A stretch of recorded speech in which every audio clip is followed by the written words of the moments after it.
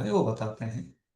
और अंत में जो लास्ट सेक्शन है 36 to 43, उसमें बताते हैं कि ये कर्मयोग जब आप करते रहोगे तो उसमें क्या क्या आपको बाधा आ सकते हैं। हाँ, जैसा 4 सेक्शन क्या क्या है। पहले, कर्मयोग से कैसे अर्जुन के लिए बेहतर है ज्ञान योग से भी, क्योंकि अर्जुन सोच रहा है कि ज्ञान योग मतलब कर्म संन्यास, कुछ भी नहीं करना चाहिए। दूसरा, कि अगर कर्म योग नहीं करना है तो एटलीस्ट कर्म कांड तो करो, मतलब कुछ तो करो। कृष्ण अर्जुन को कुछ करने के लिए प्रयत्न कर रहे हैं उसके द्वारा। उसके बाद हम्म, एक एग्जाम्पल सेट करने के लिए कैसे एक कर्मयोग करना है वो बताएंगे। और बाद में कर्मयोग और कर्मकांड का कुछ अंतर बताएंगे। फाइनली कर्म योग करते वक्त हमारे जीवन में क्या क्या बाधाएं आ सकते हैं। तो आज हम पहले 2 सेक्शन देखेंगे। ठीक है। तो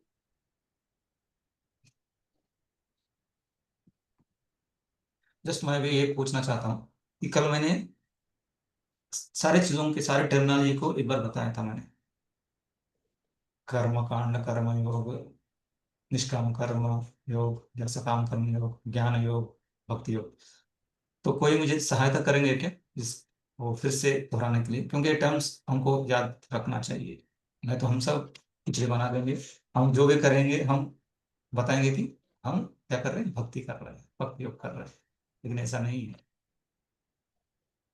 तो जस्ट सबमिट बस।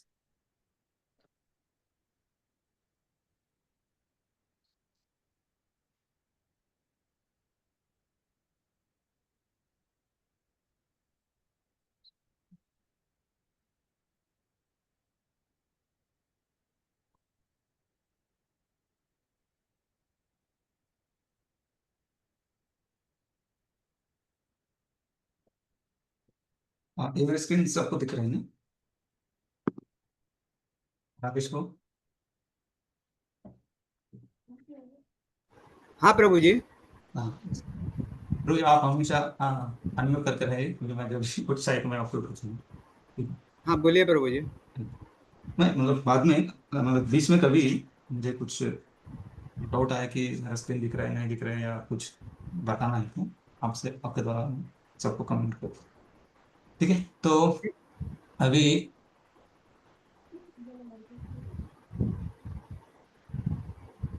हम्म, इसका मीनिंग कौन बताएंगे आपको?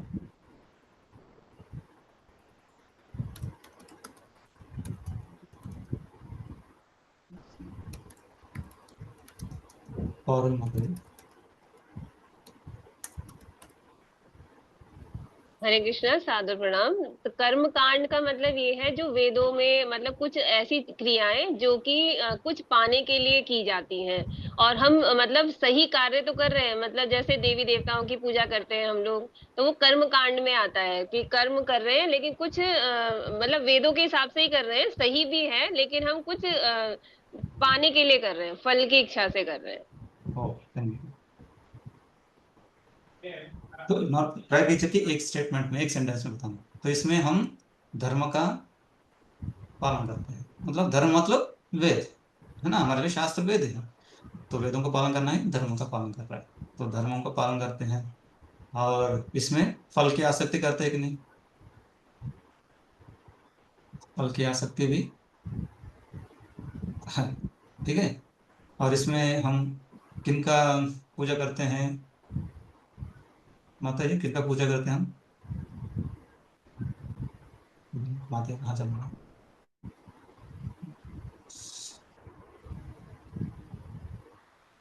सब देवी देवताओं का पूजा करते हैं। हाँ। हाँ, जितने भी देवी देवताएं हैं उनके लिए हम पूजा करते हैं कुछ पाने के लिए। तो यहाँ पे किसका, विष्णु का नहीं करते हैं ना, विष्णु का नहीं करते, किन करते हैं? नहीं, देवी देवताओं की करते हैं। ओके। देवता, मेरा राइटिंग इतना ठीक नहीं है, थोड़ा एक्सेप्ट कर लीजिए। देवताओं का करते हैं, ना कि विष्णु को। Okay, thank you. तो अभी से मैं जो भी पूछूंगा इन तीनों में से मुझे बता सकता है, मतलब यहाँ पे तीन चीजें हैं। धर्म का पालन होता है कि नहीं, उसमें फल की आसक्ति होते हैं कि नहीं, और उसमें पूजा किसका करते हैं, वो भी ऊपर हेडिंग में। हाँ, नहीं, ठीक है। अभी नेक्स्ट, कर्मयोग। अभी कौन बताएंगे?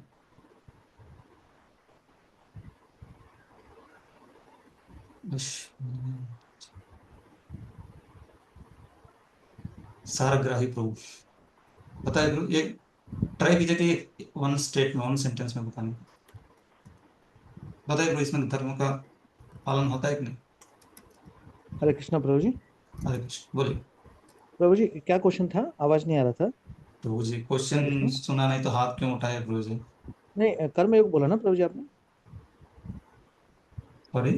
हाँ कर्मयोग बोला ना प्रभु जी, कर्मयोग क्या है? हाँ, मैं वही पूछा हाँ फिर हाँ। से पूछने तो सुनाई नहीं आवाज, दी।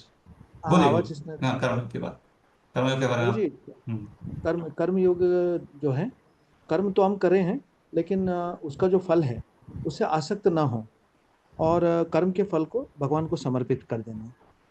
बल्कि आसक्त नहीं है, और कर्म के फल फल से आसक्त ना हो, और और उस फल को भगवान को समर्पित कर देना। विष्णु को दे देंगे। हाँ प्रभु। ठीक है। पूजा किसके करेंगे आप?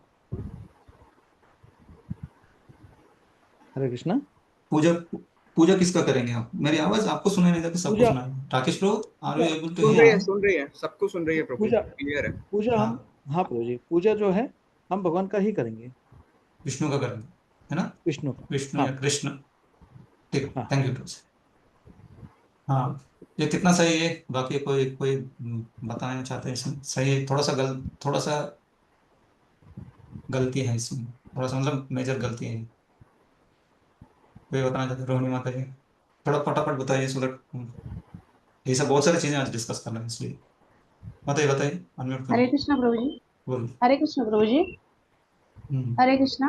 बोलिए बोलिए माता जी, सुनाई दे रहा है। हाँ प्रभु जी, सकाम कर्म योग है हम भगवान की सेवा करने की बजाय इसमें हम भगवान को ही हम सेवा में लगाते हैं कि मुझे ये चाहिए वो चाहिए, ऐसा हाँ, तो आपने फल की कल आसक्ति बताया है, था। फल की फल आसक्ति। की आसक्ति रहती है प्रभु जी इसमें हाँ, सकाम। इसमें हरे कृष्ण प्रभु फल जी, की धन्यवाद आसक्ति प्रभु। है।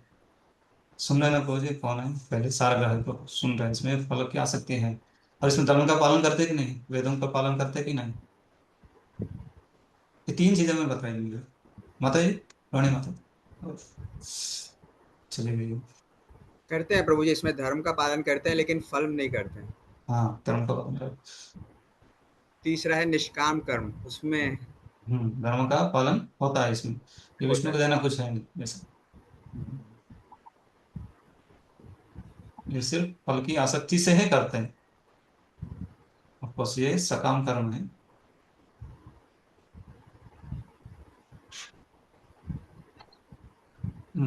अभी निष्काम, राकेश को अभी बता दीजिए। और निष्काम कर्म में प्रभु जी शास्त्र का पालन होता है कि नहीं? शास्त्रों का पालन होता है, ओके। फल की इच्छा नहीं होती है, नहीं होती है। और और विष्णु कृष्ण, पूजा या क्या, उपासना किसका करते हैं? कृष्ण विष्णु। विष्णु का ही करते हैं, विष्णु या कृष्ण। विष्णु हो गया तो कृष्ण लिखते हैं।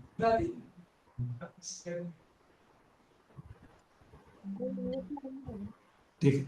तो निष्काम कर्म में क्या है कि हम शास्त्रों के पालन करते हैं, लेकिन इसमें फल की आसक्ति नहीं होता है, और भगवान का ही हम उपासना करते हैं। इसको निष्काम कर्म बोलते हैं, निष्काम कर्म।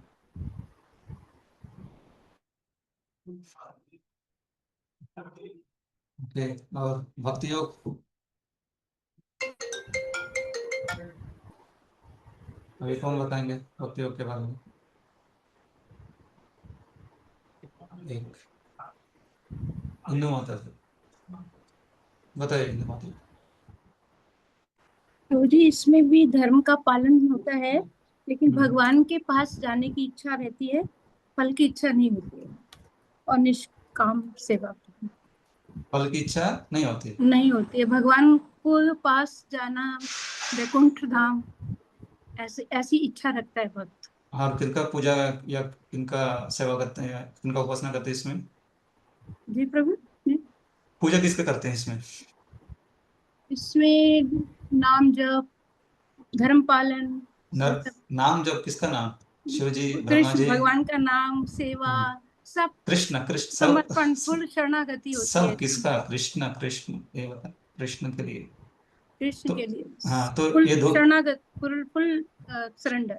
इन दोनों में क्या अंतर है? निष्काम योग, भक्ति योग, क्योंकि दोनों में सिमिलर दिख रहा है ना। ये एक टिक, ये दोनों में टिक है, ये दोनों में क्रॉस है, ये दोनों में टिक है। तो दोनों में अंतर क्या है? निष्काम योग, निष्काम कर्म योग और भक्ति योग में क्या अंतर है? कौन बताएंगे?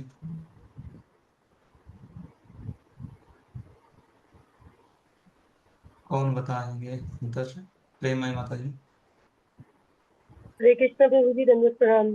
बोलिए। देखिए, निष्काम कर्म में हम कोई कर्म करते हैं लेकिन हमें फल की इच्छा नहीं होती है। लेकिन भक्ति योग में हम पूर्ण भगवान को शरणागत होकर भगवान को केंद्र में रख के उनकी प्रसन्नता के लिए कर्म करती हैं। फल की इच्छा होती है कि नहीं इसमें? नहीं होती है। फल की इच्छा नहीं होती। फल को भगवान को प्राप्त करने की का ही फल की इच्छा होती है, और कोई हाँ, यहाँ के फल की इच्छा मतलब फल से आसक्ति है। यहाँ पे हमेशा याद रखिए कि फल से आसक्ति है। अगर फल की इच्छा नहीं है तो हम प्रचार कैसे करेंगे, बुक डिस्ट्रीब्यूशन कैसे करेंगे? है ना? हम एक्सपेंशन नहीं कर सकते, प्रचार ही नहीं कर सकते। हम फल की एक्चुअली कोई कोई भी क्रिया हो उसमें कुछ फल है तभी करते हैं ना। नहीं तो कुछ क्रिया करने की जरूरत नहीं। हम सांस क्यों ले रहे हैं? जीने के लिए। वो अच्छा है ना उससे। हाँ, तो इस तरह से हम फल की, हाँ, इच्छा करते हैं लेकिन उससे आसक्त नहीं होते। और स्पेशल भक्ति योग में क्या है? भक्ति योग में क्या बताया माता जी आपने? भक्ति योग में कृष्णा के कंप्लीट सरेंडर रहते हैं, समर्पण रहते हैं, भक्ति कंप्लीटली उनके लिए करते हैं। राजीव को क्या बोल रहे हैं? हरे कृष्ण प्रभु, दंडवत प्रणाम। बोलिए बोलिए, एक स्टेप, एक सेंटेंस में। वो भक्ति योग के अंदर हम सिर्फ सब कुछ भगवान की प्रसन्नता के लिए करते हैं। बस ये इम्पोर्टेंट, प्रसन्नता जो है ना, ये सबसे इम्पोर्टेंट। अब आगे पढ़ेंगे भक्ति रसामृत सिंधु में। प्रसन्नता जो है ना, ये बहुत इम्पोर्टेंट, सबसे महत्वपूर्ण चीज है प्रसन्नता। अगर भगवान की प्रसन्नता के लिए नहीं है, आप फल से आसक्त हो, नहीं हो, धर्म का पालन कर रहे हो, नहीं हो कर रहे हो, कृष्ण का ही सेवा कर रहे हो, वो भक्ति योग नहीं हो। आनुकूल्येन कृष्णानुशीलनं भक्ति उत्तम। अन्याभिलाषिता शून्यम ज्ञान कर्मादना अनुकूल्येन कृष्णानुशीलनं भक्ति। ठीक है, तो अभी मुझे लगता है सबको थोड़ा समझ में आया। कर्मयोग, कर्मकांड सब मैं कंफ्यूज हो जाता रहता हूँ। ठीक है, तो अभी हम अपना रेगुलर इसमें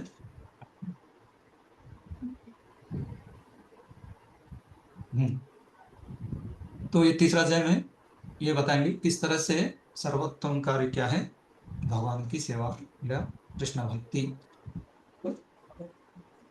मतलब इसमें क्रिया है, सत्क्रिय है, वो जरूरी है। ठीक है, तो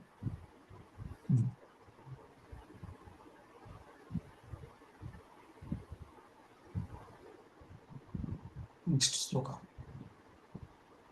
व्यामिश्रेणेव वाक्येन बुद्धिं मोहयसि तदेकं वद निश्चित्य येन श्रेयोऽहम् आप्नुयाम्। किसी का तो वाक्य चालू है।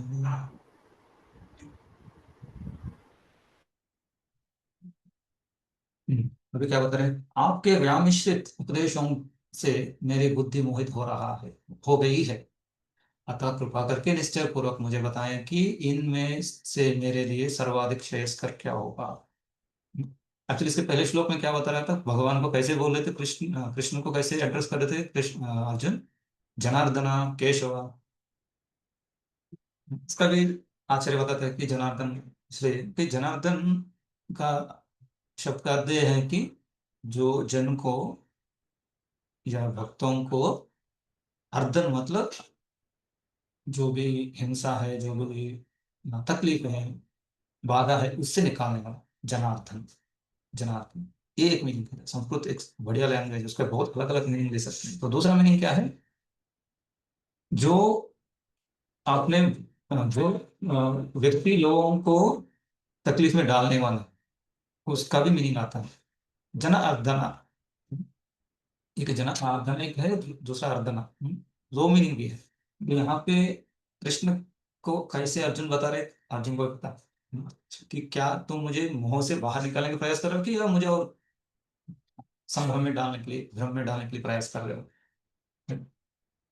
केशवा, जो सारे ब्रह्मा शिव आदि, केशव का मतलब है एक संधि से, का मतलब ब्रह्मा होता है और शिव, ईशा मतलब विष्णु जी होता है, इन दोनों को कंट्रोल करने वाला केशवा।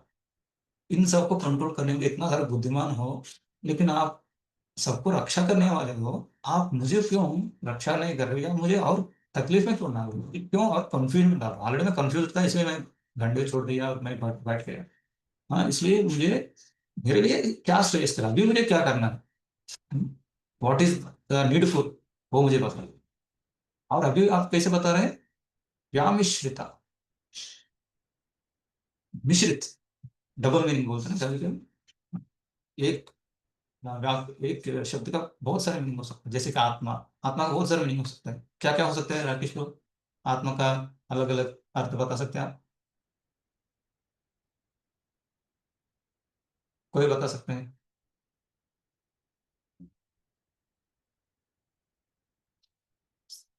सारा ग्रह पता है। हरे कृष्ण प्रभु जी। प्रभु जी, आत्मा कभी कभी उसको संबोधित करते हैं शरीर, कभी हाँ मन के लिए भी। हाँ, थैंक यू। और माता जी?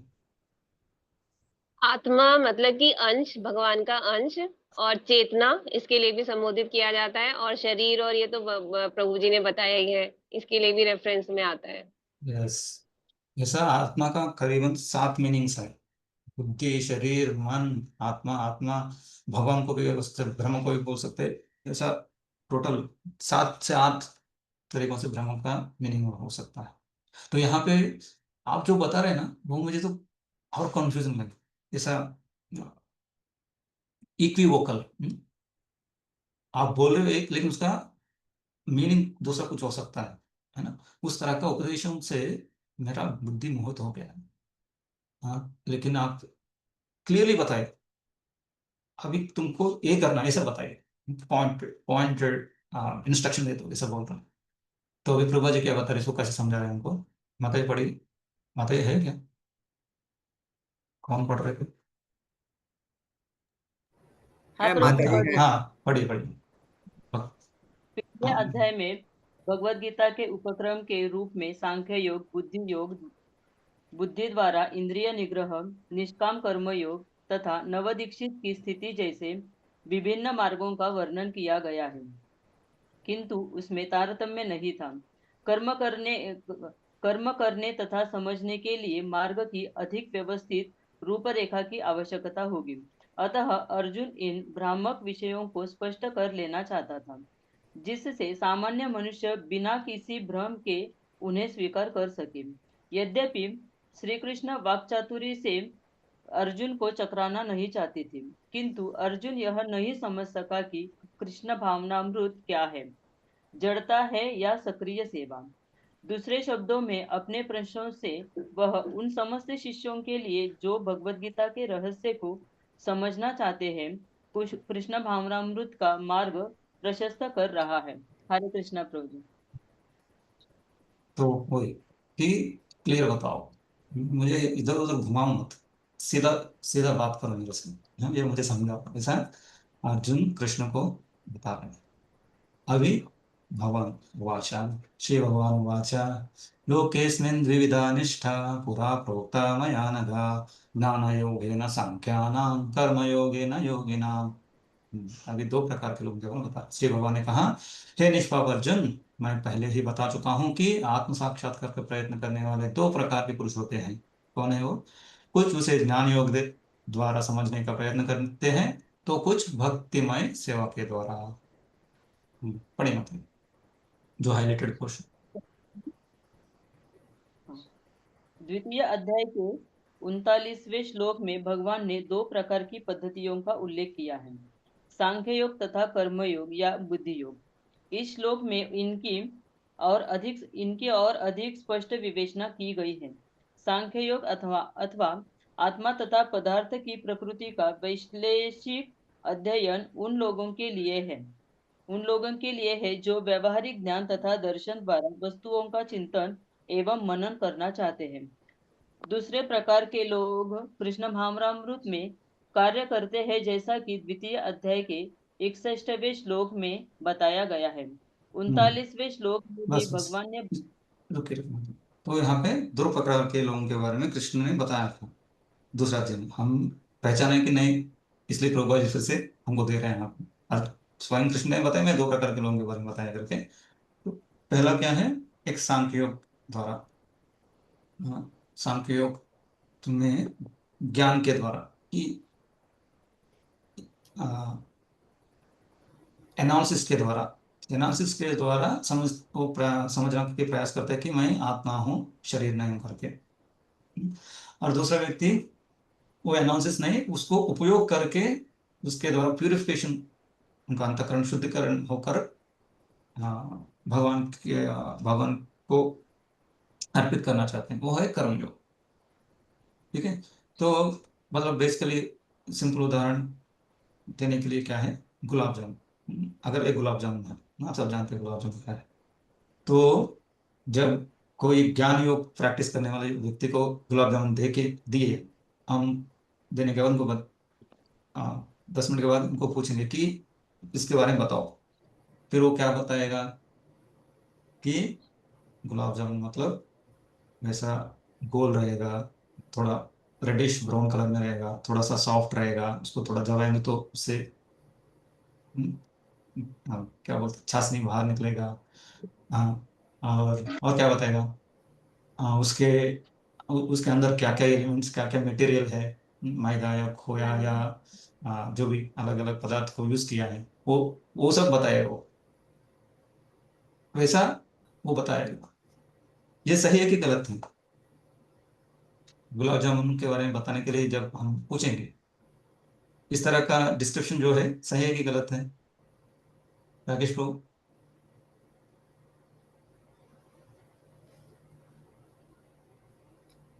तो ये यहाँ चलिए। मटेरियल लेवल पे एक्सप्लेनेशन है प्रभु जी। हाँ, जो भी एक्सप्रेशन सही है कि नहीं पूछ रहा हूँ। सही सही नहीं है है? प्रभु। सही नहीं है? ठीक है। कोई, फिर ठीक है। फिर वैसे ही फिर एक भक्त को, एक और व्यक्ति को दिया गुलाब जामुन, और 10 मिनट के बाद हमको बताइए क्या है। फिर वो क्या करेगा, उन्होंने क्या किया, 10 मिनट में उन्होंने खा लिया, इसको अच्छी तरह से खा लिया। फिर उन्होंने बताया कि गुलाब जामुन मतलब सब गोल रहते हैं, थोड़ा सॉफ्ट रहते हैं, मुंह में डालने के बाद वो मेल्ट हो जाता है, अगर अच्छी तरह से बनाया तो जिन्होंने बनाया। और वो इतना बहुत स्वादिष्ट रहता है, और उसका स्वाद है मीठा, मधुर। ये सही है कि गलत है, राकेश बाबू? ये भी सही नहीं है प्रभु जी। ये भी सही नहीं है।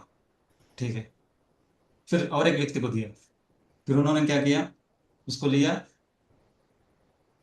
वो गुलाब जामुन उन्होंने भगवान के सामने रखा, तुलसी डाल के, और एक दो प्रार्थना किए, हे भगवान मुझे गुलाब जामुन दिया गया है, और इसके बारे में मुझे बताने के लिए पूछा गया, तो इसको मैं पहले आपको भोग लगा रहा हूँ, और उसके बाद उसको मैं स्वीकार करूँगा। उसको स्वीकार किया, खा लिया।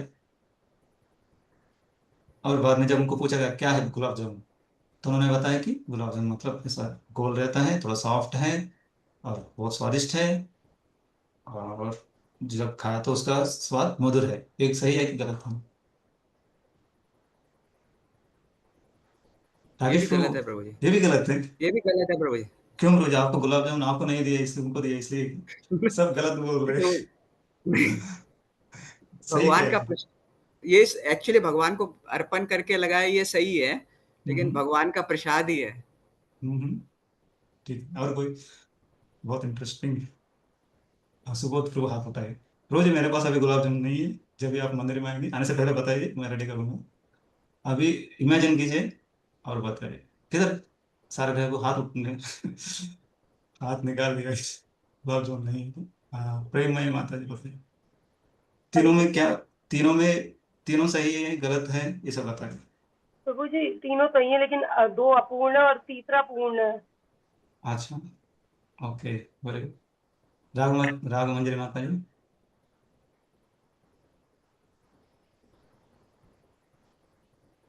अनम्यूट कीजिए खुद को।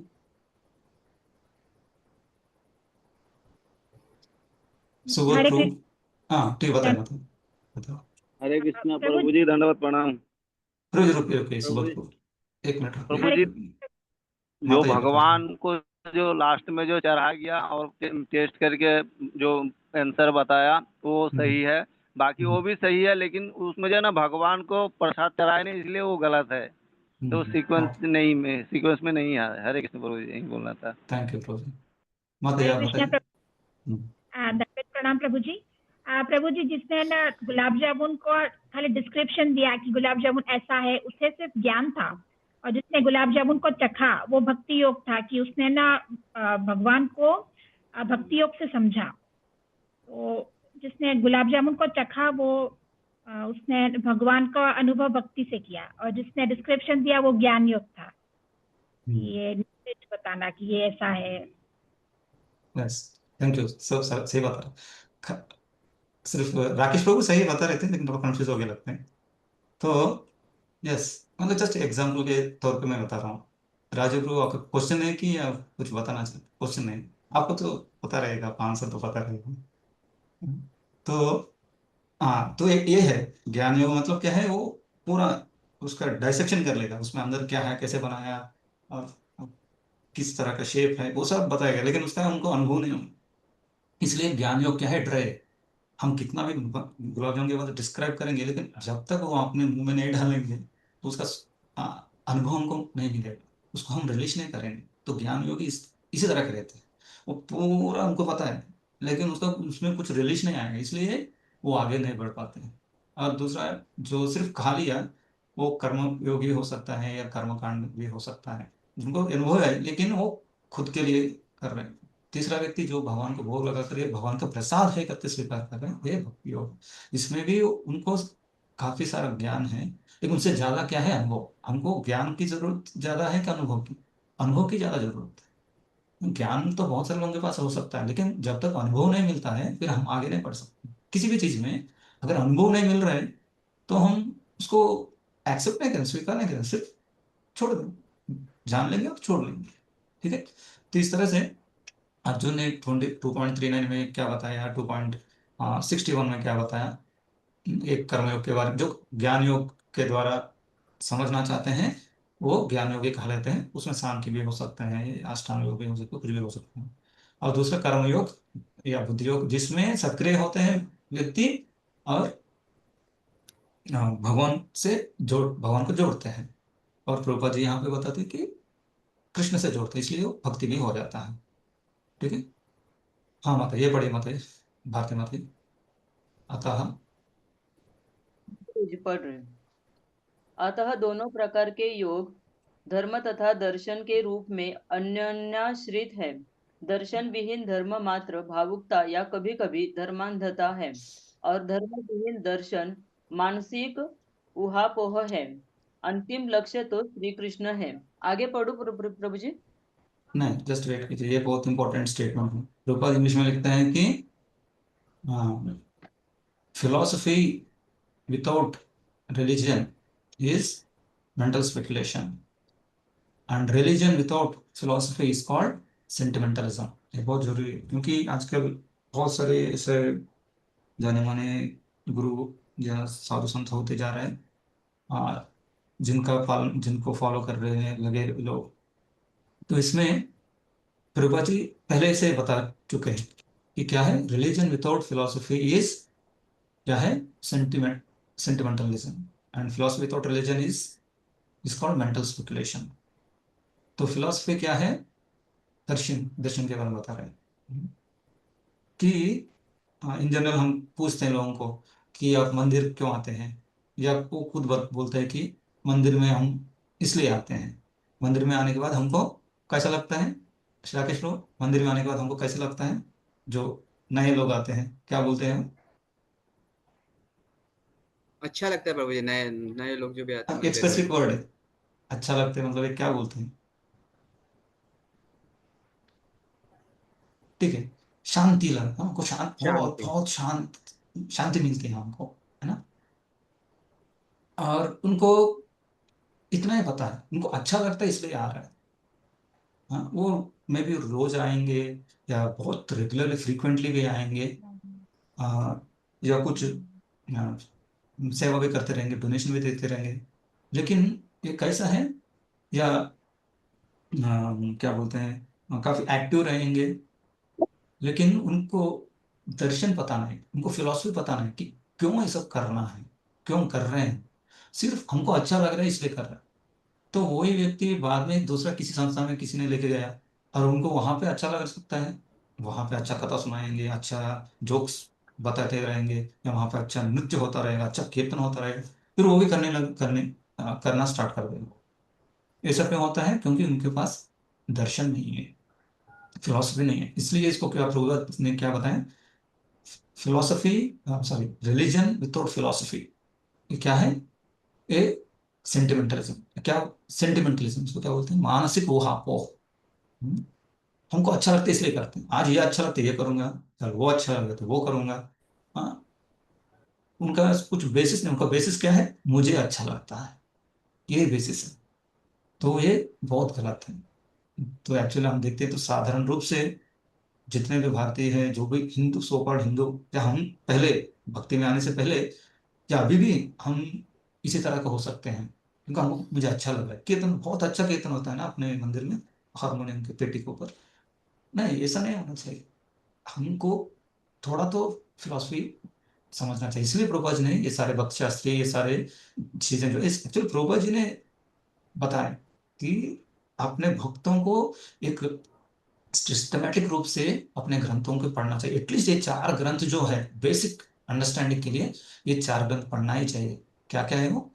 भक्ति शास्त्र में क्या क्या पुस्तक पढ़ते हैं हम, शास्त्र पढ़ते हैं? ईशोपनिषद, भगवद गीता, भक्ति साम सिंधु और उपदेशामृत।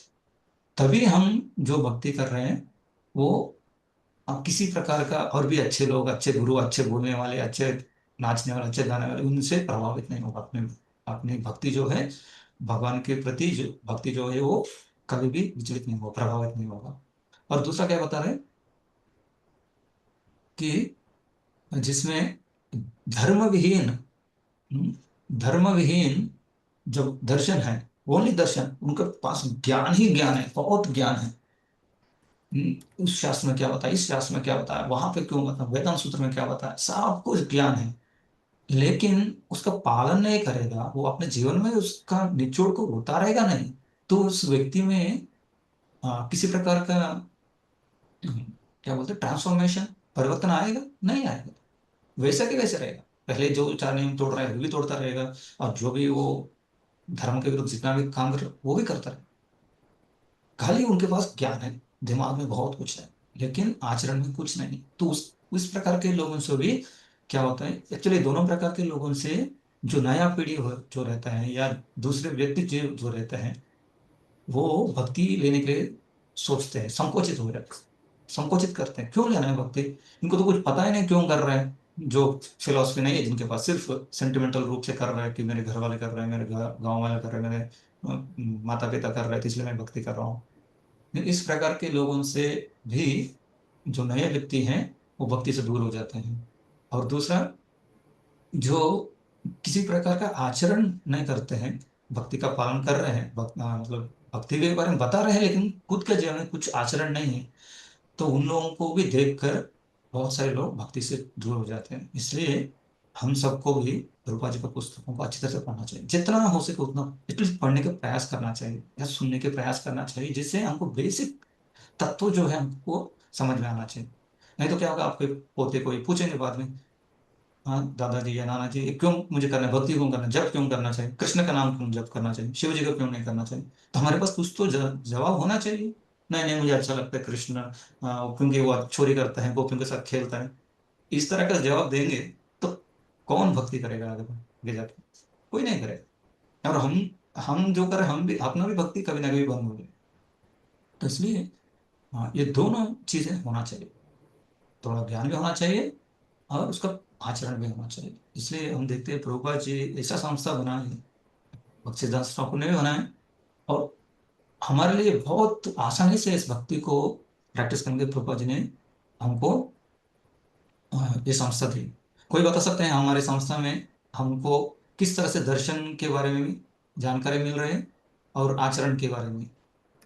कौन बता सकता है? और माता है, माता ये हाथ नीचे ही नहीं रख रहे, दूसरा किसी को चांस दीजिए माता जी। कोई नहीं उठाएंगे तो आपको बताऊंगा। हरे कृष्णा। कोई नहीं जानते? हमने यहाँ संस्था में प्रभुपाद जी ने कैसे हमको दर्शन दिए, कैसे हमको आचरण दिए। बहुत अफसोस की बात है, हम सब बख्शाश्री कर रहे हैं। ये भगवान, एटलीस्ट हाथ तो उठाए, आप बताइए ना बताइए, हाथ तो उठाएंगे तो मुझे थोड़ा सांत्वना मिलेगी। 4 लोग हाथ उठाएंगे तो।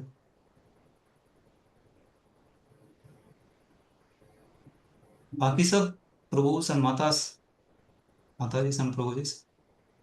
आपका क्या उद्देश्य है इस्कॉन के प्रति? क्या सोच रहे इस्कॉन के बारे में? क्यों इस्कॉन के साथ जुड़ना चाहते हैं आप लोग?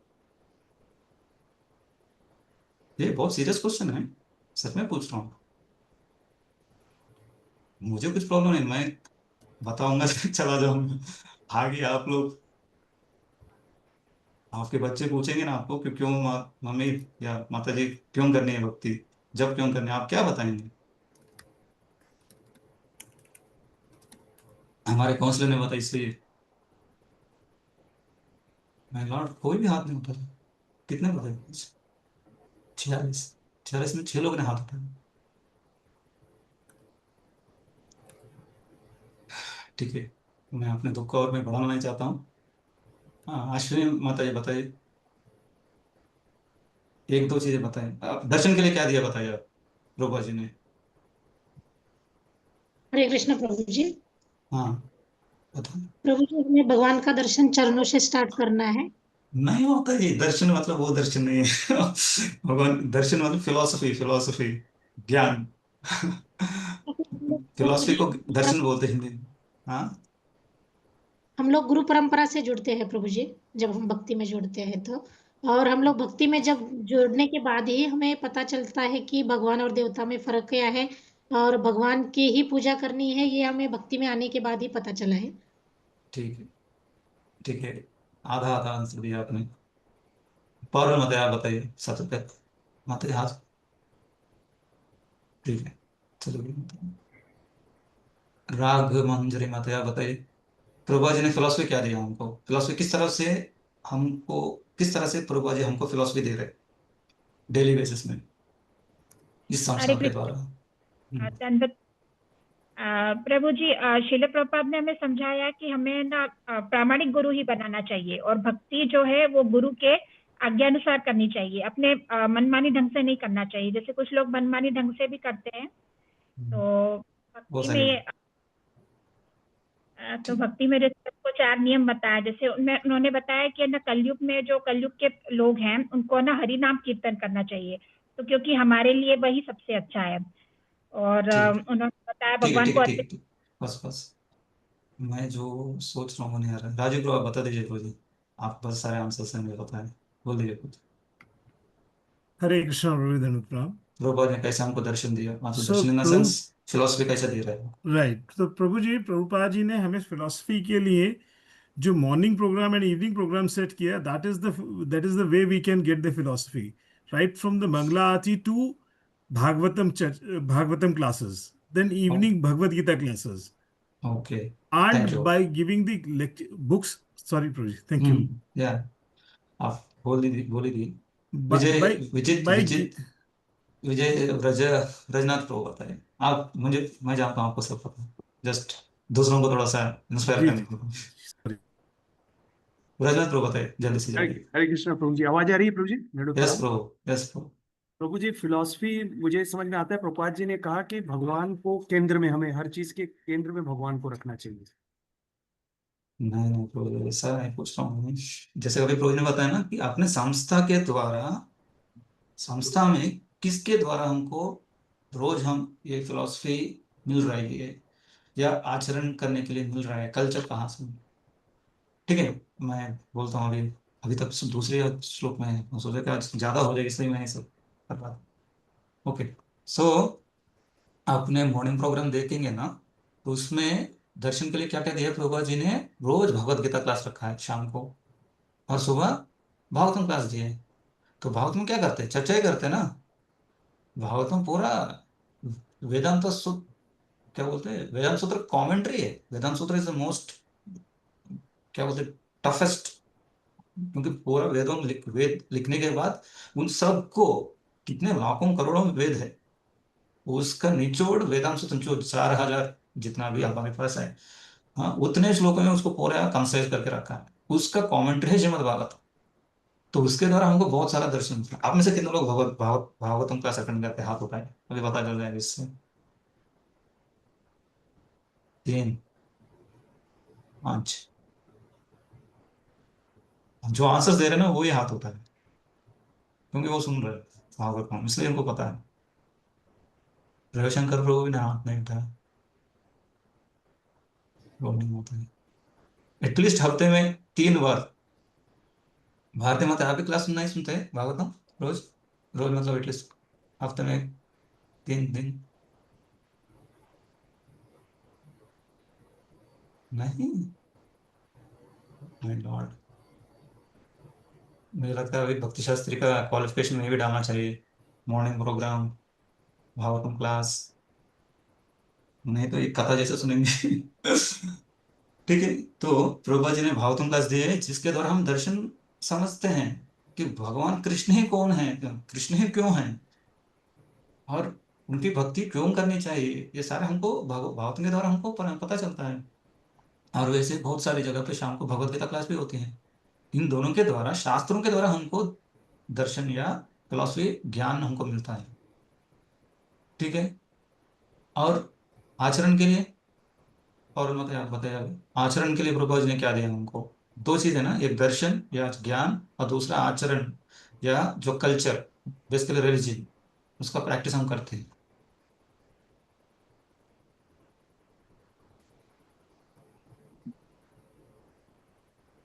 वहाँ पर मतलब बताइए। प्रभुपाद जी जो बताते हैं, उन्होंने हमें ना 3 श्रेणियों में डिवाइड कर दिया, कनिष्ठ, मध्यम और जो हमारे वरिष्ठ हैं, मतलब जिनको सारी नॉलेज होती है। तो जो उत्तम। हमारे उत्तम, हाँ, उत्तम अधिकारी। तो कनिष्ठ, हम तो अभी कनिष्ठ की लेवल में भी नहीं आते हैं। कनिष्ठ कौन होते हैं? जो भगवान को मानते हैं, उनके लिए ही कार्य करते हैं, लेकिन जितने भी और लोग हैं उनको नहीं मानते वो। मतलब उनके लिए जितने भी और भक्त हैं, उनको नहीं वो प्रणाम करते, और ना ही उनको मतलब मेरा मानते हैं। प्रश्न वो नहीं, मतलब ये मेरा प्रश्न है कि हम कैसे, जो दर्शन के द्वारा, ज्ञान के द्वारा हमको ज्ञान प्राप्त हुआ है भगवान के बारे में, उसको प्रैक्टिस कैसे करते हैं, वही रिलीजन है। फिलॉसफी प्रैक्टिस को तो हम यही आचरण। करते हैं, हाँ, मंगला आरती करते हैं, हाँ जपा वो करते बताए, हैं, जब उसके करते बाद हैं। में हम क्लास करते हैं, भगवत क्लास हो गीता, गया, क्लास, भागवतम, क्लास तो दर्शन में हो गया। जब करते बुक्स हैं, पढ़ते हैं, बुक्स मंगलारती पढ़ते अटेंड करते हैं, हैं, भोजन में भी प्रसाद लेते प्रसाद हैं। खाते हैं, धामों में जाते हाँ, हैं, दर्शन करने के लिए जाते हैं। मतलब यस। जो भी हमारी प्रतिक्रिया है ना, वो अब कन्वर्ट होके सब चीज, जो घूमना भी है तो वो धामों में घूमने लगे हैं हम लोग। ऐसा, ऐसे हम लोग कन्वर्ट हो गए हैं। हम सिर्फ घूम ही रहे हैं भक्तों अभी। का संग करते हम हैं, मेनली हम क्या भक्तों का कर रहे संग हैं? करते हैं। तो बेसिकली हम क्या कर रहे हैं यहाँ पे, हम दर्शन, बेसिकली ज्ञान की प्राप्ति नहीं कर रहे हैं। हम सिर्फ हाँ, क्या कर रहे हैं, कल्चर फॉलो कर रहे हैं। कल्चर, जो इस्कॉन का कल्चर क्या है, धाम में जाओ, यात्रा में जाओ, हाँ, हाँ, या तो कीर्तन बुक्स में रीडिंग नाचो, करो, या बुक डिस्ट्रीब्यूशन करो। तो बेसिकली हम क्या डिस्ट्रीब्यूशन, कर रहे हैं, सिर्फ प्रचार करो। कल्चर, हाँ, कल्चर प्रैक्टिस कर रहे हैं। लेकिन प्रभु जी यहाँ पे क्या बता रहे हैं, दर्शन विहीन धर्म मात्र क्या है, वो भावुकता हो जाएगा, सेंटिमेंटलिज्म हो जाएगा। इसलिए हमको भगवत गीता पढ़ना चाहिए, भागवतम पढ़ना चाहिए। डिस्ट्रीब्यूशन करना बहुत अच्छी बात है, लेकिन पढ़ना भी चाहिए। प्रभु जी कितने बार बताया। आप ऐसा मत समझे कि मेरे पुस्तक जो है सिर्फ डिस्ट्रीब्यूशन के लिए नहीं, बाबा, सबसे पहले आपके लिए, आपको पढ़ना है। आप पढ़ने के बाद उन पुस्तकों का वितरण करना चाहिए, और नहीं तो और सेल्समैन प्रभु कितने जी, हो गए। ये भी बताऊं कि भगवान कृष्ण को ही अगर हमारे साथ में लोग पूछते हैं तो क्यों बताना चाहिए भगवान कृष्ण ही भगवान है? 2 श्लोक आते हैं, वैसे तो बहुत सारे हैं, लेकिन 2 मेनली श्लोक आते हैं, बोलूं? हाँ बताइए।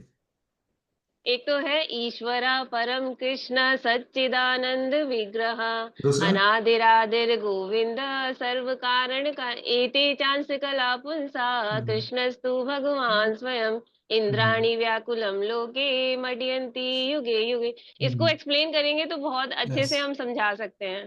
तो इस तरह से ये दर्शन होता है। तो मैं ये सब इसलिए ये पूछ रहा हूँ कि प्रभुपाद जी आपने भगवद गीता तात्पर्य में दिया कि हम सबको ज्ञान का भी प्राप्ति करनी चाहिए, और उसके साथ साथ धर्म या रिलीजन जो कल्चर है उसका पालन करना चाहिए। नहीं तो हम सिर्फ कल्चर ही फॉलो करेंगे क्या, अच्छी तरह तिलक लगा देंगे, सुंदर तिलक लगाएंगे, और घंटी माला तुलसी पहनेंगे, माला और हाथ में, पहनेंगे, हाँ, गले में बीड़ डाल देंगे, और दो झोली नया माला साड़ी लेंगे। पहनेंगे, फिर हम क्या हो गए, हम भक्त बन गए। नहीं, ऐसा नहीं होता है। ये पूरा एक्सटर्नल है, आगे बताते हैं प्रूफ में, कृष्ण ने बताते हैं अर्जुन को ये सही नहीं करते। तो हमको भी ऐसा नहीं बनना चाहिए। आप सबसे विनती है कि, या मैं भी खुद, हमको ऐसा नहीं बनना चाहिए। हमको दर्शन या ज्ञान भी हमें थोड़ा बहुत तो होना चाहिए, और उसके साथ साथ ये ज्ञान की, आई मीन, जब तक या यात्रा, ये सारे होना चाहिए, प्रसाद। नहीं तो हम सेंटिमेंटल बन जाएंगे, भावुक बन जाएंगे, और भावुकता ज्यादा देर टिकता नहीं है, और हमारे लिए अच्छा नहीं है, और संसार के लिए भी अच्छा नहीं, और दूसरों के लिए अच्छा नहीं। ठीक है, तो इसलिए हमको ज्ञान का भी प्राप्ति करनी चाहिए, और दूसरा कल्चर का भी प्रैक्टिस करना चाहिए, दोनों जरूरत है। तो प्रभुपाद जी ने मॉर्निंग प्रोग्रेस सब कुछ दिया है। सुबह हम मंगल आरती में नाचते हैं, गाते हैं, आरती अटेंड करते हैं, सब कल्चर है, ये सब रिलीजन, धर्म है। और ये सब क्यों करना चाहिए, हम भागवतम के द्वारा, भगवत गीता के द्वारा हम जानते हैं कि भगवान कृष्ण है, इसलिए हम उनकी आरती अटेंड कर रहे हैं। क्यों साईं बाबा का नहीं कर रहे, या कोई दूसरा किसी माँ का नहीं कर रहे, कृष्ण का क्यों कर रहे हैं, वो हमको भगवत गीता और भागवतम के द्वारा पता चलता है। ठीक है, चलिए हम थोड़ा आगे बढ़ते हैं, फास्ट बढ़ते हैं। प्रभु जी, कुछ ब्रेक लेना है क्या, राकेश प्रभु? पता नहीं प्रभु, चलेगा, मेरे को प्रॉब्लम नहीं है। ये आपका मेरा प्रॉब्लम नहीं प्रभु जी, ऐसे कोऑर्डिनेटर हम आपको पूछ रहा हूँ, मुझे भी प्रॉब्लम नहीं। कोऑर्डिनेटर तो श्रीदामा प्रभु जी हैं, एक्चुअली मैं तो उनको सपोर्ट कर रहा हूँ, but thank you anyways, yes नहीं इज देयर। श्रीदामा प्रभु जी तो नहीं है, बट कोई बात नहीं प्रभु जी, अगर किसी भक्त को आपत्ति नहीं है तो कंटिन्यू कर सकते हैं प्रभु जी। प्रभु जी, हरे कृष्ण, सॉरी मैंने बिना पूछे आपसे हाँ, अनम्यूट कर लिया, बोलिए। But we had to take a 2 to 3 minutes break so that किसी को कुछ पानी वानी पीना है या कहीं जाना है तो चला पानी जाएगा। तो ऐसे भी पी सकते हो, पानी नहीं के नहीं प्रभु जी, प्रसाद। कहीं जाना होगा किसी को, अब सीट पे हाँ, बैठे ऐसे बैठे, बोलिए, वो दैट इज ओके। हाँ, एक एक मतलब कंटिन्यूअसली 1 घंटे से बैठे रहने के राइट, थोड़ा सा ओके। अभी 3:35 हुआ है, 3:38, 3 मिनट का ब्रेक रखें, मैं ज्यादा दैट्स कुछ डिस्कस ही नहीं की, मैं सोचा कि जल्दी हो जाए, इसलिए मैं आई थोड़ा नो, इंटरेक्ट करने का प्रयास किया, थैंक यू प्रभु। लेकिन मैं थोड़ा हताश हो गया आज का इंटरेक्टिव में पेपर। प्रभु जी थोड़ा टाइम अच्छा है, लेकिन इंटरेक्टिव होना चाहिए, थोड़ा लंबा चलेगा क्लास तो चलेगा प्रभु जी, लेकिन इंटरेक्टिव हाँ, होना but चाहिए। problem is those who are participating, they're only participating. Others are simply keeping themselves नहीं, सबको प्रभु जी unmuted. धीरे धीरे सब खुलेंगे प्रभु जी, आएंगे सब। अच्छा अच्छा, भक्ति मतलब अभी तक भक्ति आए में नहीं। आने थोड़ा टाइम लगता है, लेकिन सब आएंगे प्रभु जी धीरे धीरे। So अच्छा, best ठीक है, best let way us is take Prabhuji. Break, 2 minute, Yeah. 3 minute break. Yep.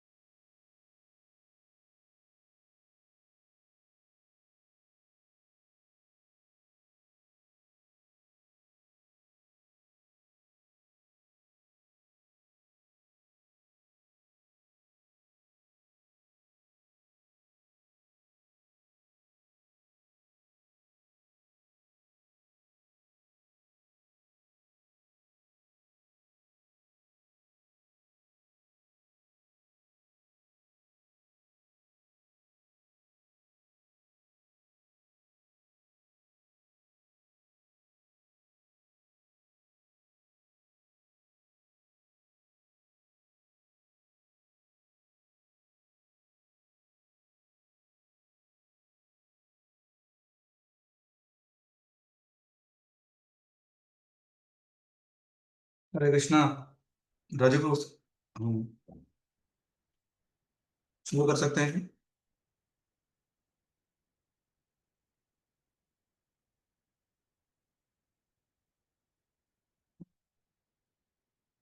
ठीक है, चौथा श्लोक पढ़ेंगे।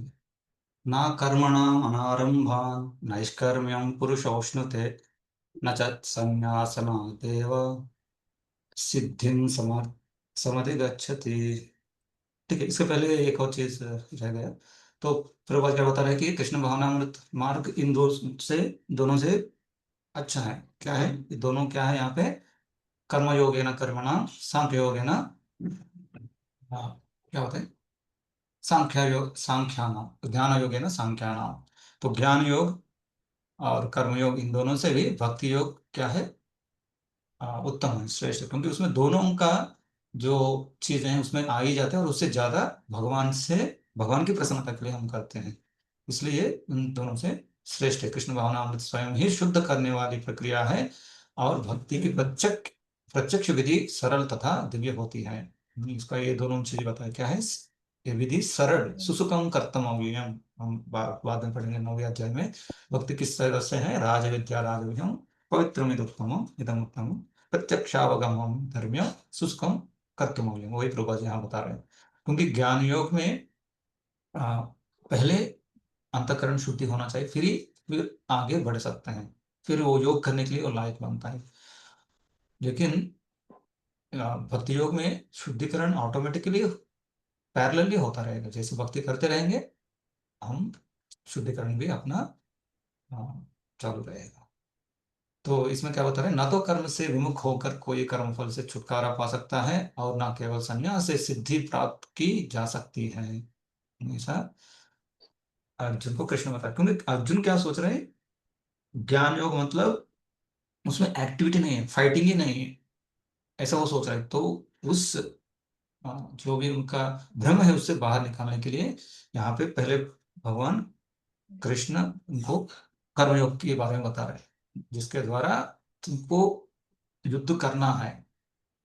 उसमें एक्टिविटी भी है, लेकिन उसमें किसी प्रकार का निष्काम कर्म भी है। हम कर्म मतलब हमेशा याद रखिए, कर्म निष्काम कर्म की बात कर रहे हैं, बुद्धि योग, जिसमें फल की से आसक्त नहीं है, लेकिन कर्म करने के लिए तैयार है। बड़ी मत भक्ति मत। यस प्रभु जी। प्रभुपाद तात्पर्य, भौतिकतावादी मनुष्यों के हृदयों में को विमल करने के लिए जिन कर्मों का विधान किया गया है उनके द्वारा शुद्ध हुआ मनुष्य ही संन्यास ग्रहण कर सकता है। शुद्धि के बिना अनायास संन्यास ग्रहण करने से सफलता नहीं मिल पाती। ज्ञान योगियों के अनुसार संन्यास ग्रहण करने अथवा सकाम कर्म से विरत होने से ही मनुष्य नारायण के समान हो जाता है, किंतु भगवान कृष्ण इस मत का अनुमोदन नहीं करते। हृदय की शुद्धि के बिना संन्यास सामाजिक व्यवस्था में उत्पात उत्पन्न करता है। हरे बस। कृष्ण प्रभु। तो ऐसा बहुत लोग में, स्पेशल मायावादी बोलते हैं कि क्या है वो, दंड ग्रहण मात्रेण नरो नारायण भवेत, ऐसा बोलते हैं। जैसे ही संन्यास लेते हैं उनके लिए क्या है, वो नर जो है नारायण भगवान बन गया।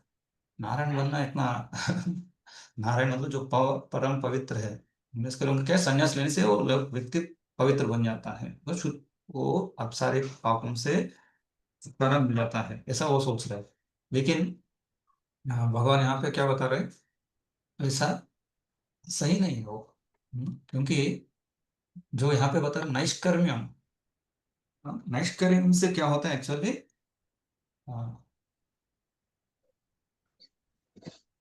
स्क्रीन शेयर करता हूं मैं।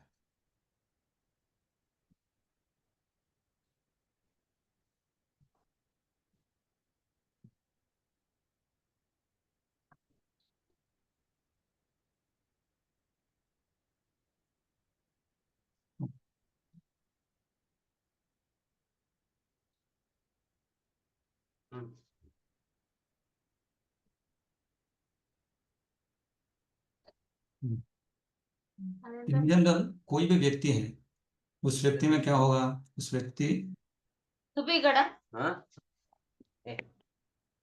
कोई भी व्यक्ति है तो उस व्यक्ति में क्या होते हैं?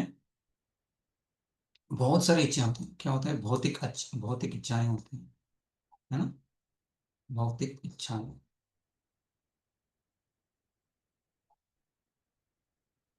लेकिन जब कोई व्यक्ति कर्मयोग का पालन करेगा तो क्या होता है? उसमें, उस व्यक्ति में कर्मयोग का पालन करेगा अगर व्यक्ति, फिर उसमें क्या होता है? किसी को याद है? हम मैंने बताया था कर्मयोग करने के द्वारा व्यक्ति में क्या होता है? अंतःकरण शुद्धि होता है। क्या है? अंतःकरण शुद्धि या अंतःकरण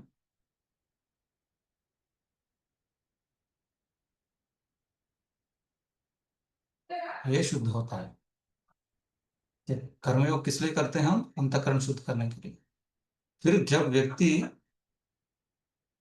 जिस व्यक्ति का अंतःकरण शुद्ध होता है, तब ये किसके लिए क्वालिफाइड होता है? ज्ञान योग करने के लिए। क्योंकि ज्ञान योग का रिक्वायरमेंट, प्रीरिक्विजिट है कि उनका अंतःकरण जो है शुद्ध होना चाहिए। ठीक है? तब वो क्या कर सकता है? हाँ, अंतःकरण शुद्ध होने के बाद वो व्यक्ति संन्यास ले सकता है, संन्यास ग्रहण कर सकता है, क्योंकि उनका अंतःकरण शुद्ध हो गया। इसलिए वो किसी प्रकार का उनका किसी भौतिक चीजों से आसक्ति नहीं। इसलिए कि भगवान से आसक्ति है, भगवान से भी आ सकते हैं, लेकिन भौतिक चीजों से भी आसक्ति नहीं है।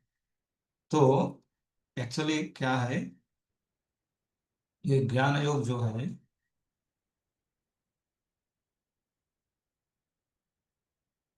एक्चुअली आपको फोर्थ चैप्टर में आएगा, लेकिन अभी थोड़ा मैं अभी से तो बता रहा हूं मैं। जो किसी प्रकार का धर्म का पालन नहीं कर रहा है, सिर्फ अपनी इंद्रिय तृप्ति कर रहा है, जैसे कि एक पशु, तो उनको क्या बोलते हैं? विकर्मी। मतलब वो धर्म का भी पालन नहीं कर रहा, सिर्फ अपने मुझे जो अच्छा लगता है मैं करूंगा। उसके लिए किसी को मारना पीटना, चोरी डकैत जो भी करना है कर सकता है, वो कर्मी। इसके ऊपर रहता है व्यक्ति कर्मी या कर्मकांड करने वाला। कर्मकांड जिसमें धर्म का पालन करेगा, लेकिन फिर भी सिर्फ अपनी इच्छाओं की पूर्ति करने के लिए, इसके ऊपर है कर्मयोग। इसमें दो प्रकार के हैं। एक ऐसे लिखना, एक, हाँ, एक सकाम कर्म है और दूसरा निष्काम। तो सकाम कर्मयोगी भगवान का, जैसे हमने पहले बताया, वो कृष्ण का भक्ति करेगा, हाँ, लेकिन वो फल से अभी भी आसक्त है। फल से अभी भी वो आसक्त है। जैसे आप देख सकते हो ऊपर, निष्काम कर्म में फल, सकाम कर्म में फल से आसक्त नहीं, खाली वो विष्णु की भक्ति कर रहा है। तो ये व्यक्ति ये व्यक्ति का भी संसार जो है एंड नहीं होता है, फिर से जन्म लेगा। जन्म मृत्यु का जो जो चक्र है वो चलता रहेगा। लेकिन ये निष्काम कर्म जो कर रहा है, जिसमें फल का आसक्ति लेकिन कर्म कर रहा है और धर्म का पालन करते हुए, इनका क्या होता है? इनका अंतःकरण शुद्ध होता है। फिर ये व्यक्ति क्या होगा? ये ज्ञान योग करने के लिए लायक होता है। तो इस प्रोसेस में वो लोग संन्यास भी ले सकते हैं। और यहाँ एक बार इस पॉइंट पे पहुंचने के बाद, ज्ञान योग की पराकाष्ठ पहुंचने के बाद, वो किसी प्रकार का निष्काम कर्म भी नहीं करेगा। वो सिर्फ ध्यान करेगा बस। और इसका अंतिम फल क्या होता है यहाँ का, इस व्यक्ति का? वो ब्रह्म में जाएगा। ये मुक्ति है उनके लिए। तो अभी अर्जुन क्या सोच रहे हैं? इसके बारे में सोच रहे हैं। हम्म, इसके बारे में सोच रहे हैं। वो सोच संन्यास मतलब यहाँ पे वो कुछ काम नहीं करेगा, वो मुक्त हो जाएगा, शांति के साथ रह सकता है, जैसे उन्होंने ब्राह्म स्थिति करके बताया 2.72 में। लेकिन भक्ति योग कहाँ से आया जाएगा इसमें? ये कर्मयोग से, जब वो कृष्ण को कनेक्ट करता है, और इनका प्रसन्नता के लिए, कृष्ण की प्रसन्नता के लिए करता है। फिर ये क्या होता है, ये भक्ति योग बनता है।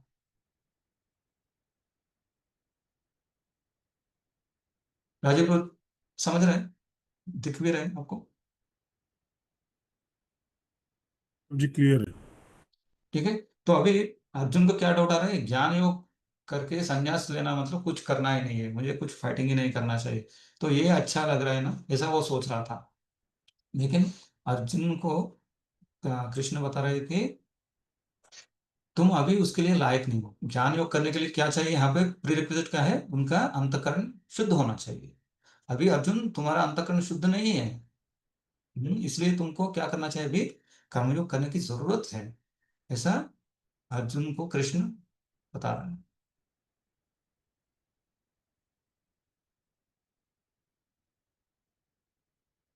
ओके,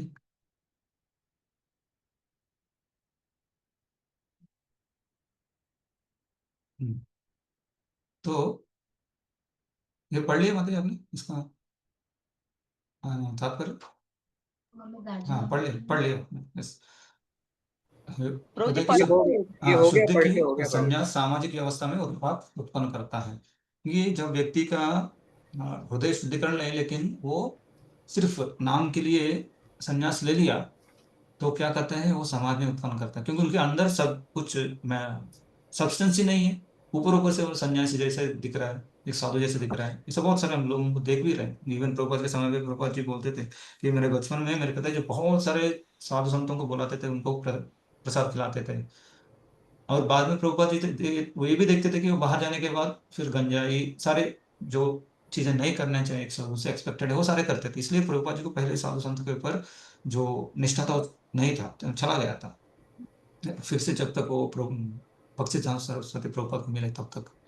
हाँ, तो जब अंतःकरण शुद्ध नहीं होता है फिर भी संन्यास ग्रहण करते, तो वो सारे प्रकार के गलत कार्यों में खुद को नियुक्त करता है। इसलिए ये संन्यास जो है आ, नहीं लेना चाहिए, मतलब अंतःकरण शुद्ध होने से पहले नहीं लेना चाहिए।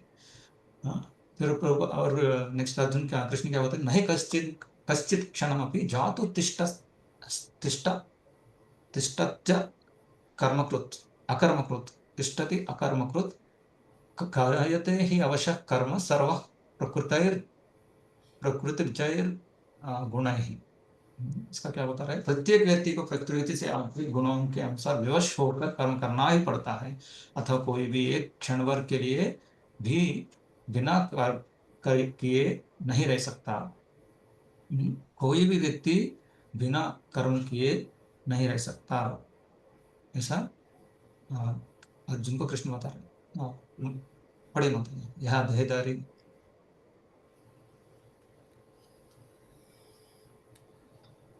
यह देहदारी जीवन का प्रश्न नहीं है। सॉरी, यह देहदारी जीवन का प्रश्न नहीं है, अपितु आत्मा का यह स्वभाव है कि वह सदैव सक्रिय रहता है।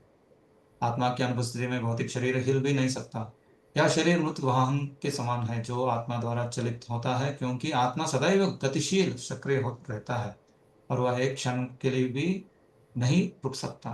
अतः आत्मा कृष्ण मानव के सत्कर्म में प्रवृत्त रखना चाहिए, अन्यथा वह माया द्वारा शासित कार्यों में प्रवृत्त होता रहेगा। माया के संसर्ग में आकर आत्मा भौतिक गुण प्राप्त कर लेता है और आत्मा को ऐसे आकर्षण से शुद्ध करने के लिए वह यह आवश्यक है कि शास्त्रों द्वारा आदिष्ट कर्मों में इसे संलग्न रखा जाए। तो यहाँ पे क्या बता रहे हैं, क्योंकि हम आगे भी देखेंगे कि कैसे कोई भी क्रिया है वो कौन कर रहा है एक्चुअली। कोई बोल सकते शरीर कर रहा है, कोई बोल सकते गुण कर रहा है, या कोई बोल सकते भगवान ही करवा के ले रहा है। हाँ, अलग अलग है। तो ये सारे सही है, लेकिन ये सब होने के लिए कौन फैसिलिटेट कर रहा है एक्चुअली, जब तक आत्मा शरीर में है तभी ये सब होगा, क्योंकि आत्मा का नेचर है सक्रिय होना, सच्चित आनंद। जैसे उसका चेतन होता है, जैसे उनका इच्छा करने की शक्ति, वैसे सक्रिय होना भी उसका एक लक्षण है। तो आत्मा का लक्षण सक्रिय है, इसलिए जैसे कुछ शरीर उसके कांटेक्ट में आ गए तो शरीर को भी कुछ ना कुछ करना चाहिए। चाहता है, वो निष्क्रिय होना उससे पॉसिबल नहीं। तो वो व्यक्ति क्या करता है कि अगर उस सक्रिय चेतना या शरीर को गलत चीजों में करा लगा सकता है, माया की सेवा में, या भक्तों के संग में आकर वो भगवान कृष्ण की सेवा में लगा सकते हैं। वो बता रहे हैं यहाँ पे प्रभुपाद जी कहते हैं, आत्मा को कृष्ण भावना सत्कर्म में प्रवृत्त रखना चाहिए, अन्यथा वह माया द्वारा शास्त्र कार्यों में प्रवृत्त हो जाए। तो कोई भी निष्क्रिय नहीं रहेगा, हर व्यक्ति काम करेगा, खुद के लिए करेगा, नहीं तो भगवान के लिए करेगा, भगवान की सेवा के लिए करेगा। तो इसलिए यहाँ पे कृष्ण क्या बता रहे हैं, तुम ऐसा रुक ही नहीं सकते खुद को, क्योंकि अगर तुम भगवान मेरी सेवा में नहीं रहोगे, तुम क्या करोगे, तुम माया की सेवा करना करोगे। तो इसलिए भगवत गीता का भागवतम के श्लोक बताते हैं भगवान, त्यक्त्वा स्वधर्मं शरणाम्बुजं हरेर् भजन अभजन अपक्वोऽथ पते ततो यदि यत्र पवावद्रम अभूत् अमुष्य किम को आर्त आप्तो अभजताम स्वधर्मतः। यदि कोई कृष्ण भावना अंगीकार कर लेता है तो भले ही वह शास्त्रानुमोदित कर्मों को ना करे, वह ठीक से भक्ति ना करे, और चाहे वह पतित भी हो जाए तो इसमें उसकी हानि या बुराई नहीं होगी। किंतु यदि वह शास्त्र अनुमोदित सारे कार्य करे और कृष्ण भावना में भावित ना हो तो ये सारे कार्य उसके किस लाभ के हैं, ऐसा बता रहे हैं। तो हर तो कोई व्यक्ति है धर्म का इतना अच्छी तरह से पालन करके इतना एकदम जेंटलमैन है, सब कुछ है, लेकिन वो भक्ति नहीं कर रहा है, तो पूरा जेंटलनेस क्या है, कुछ काम का नहीं है। जैसे हमने बहुत सुंदर पकवान बनाए, हाँ, लेकिन उसमें कुछ थोड़ा सा मिट्टी डाल दी तो क्या होता है, पूरा वेस्ट हो जाए।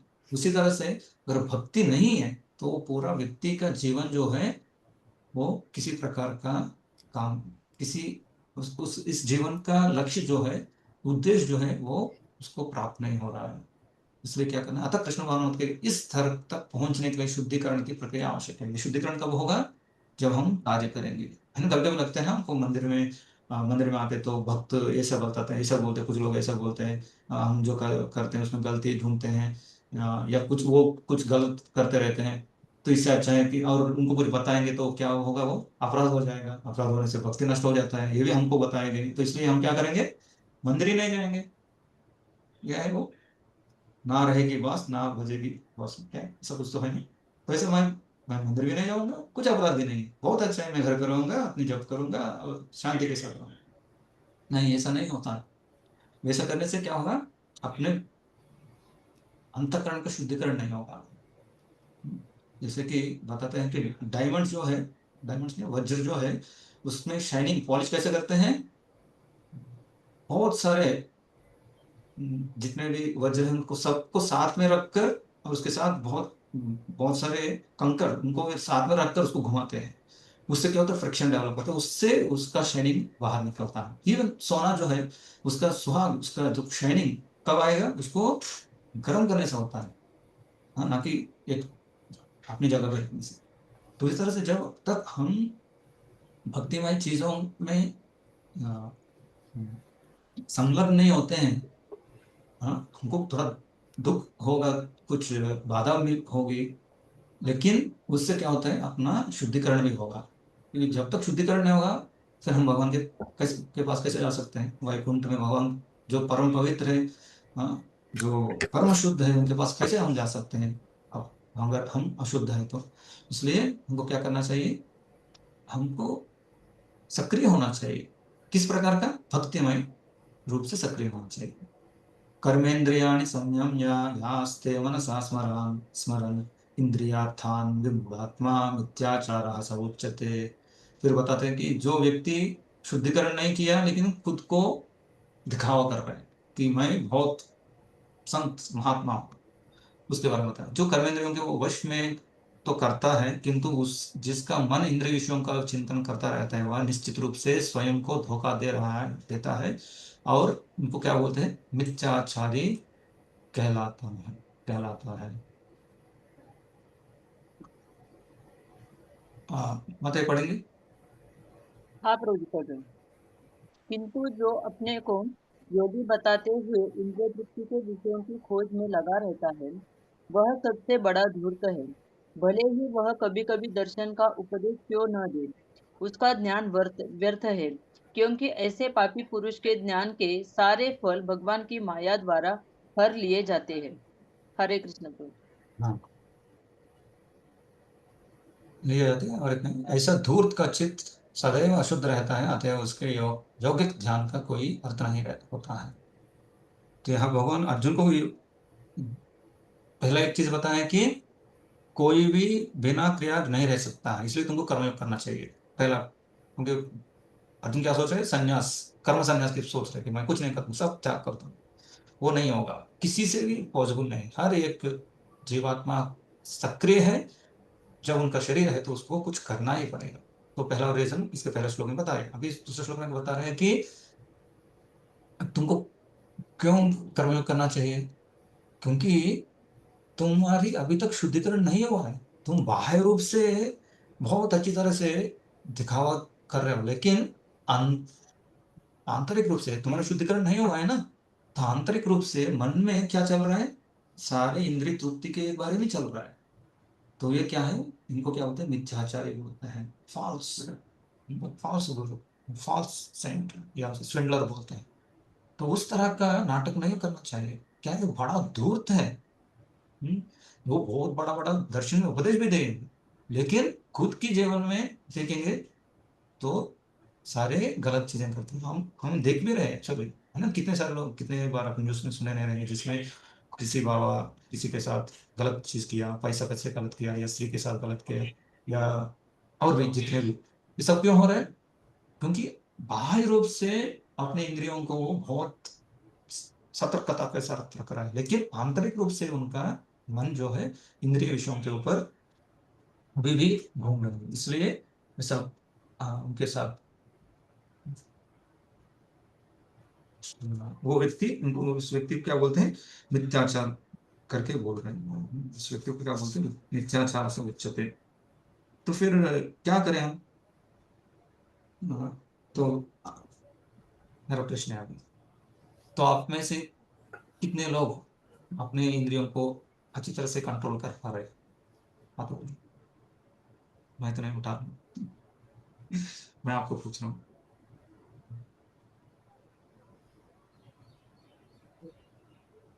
और माता जी कर सकती है, बहुत अच्छा। और भाई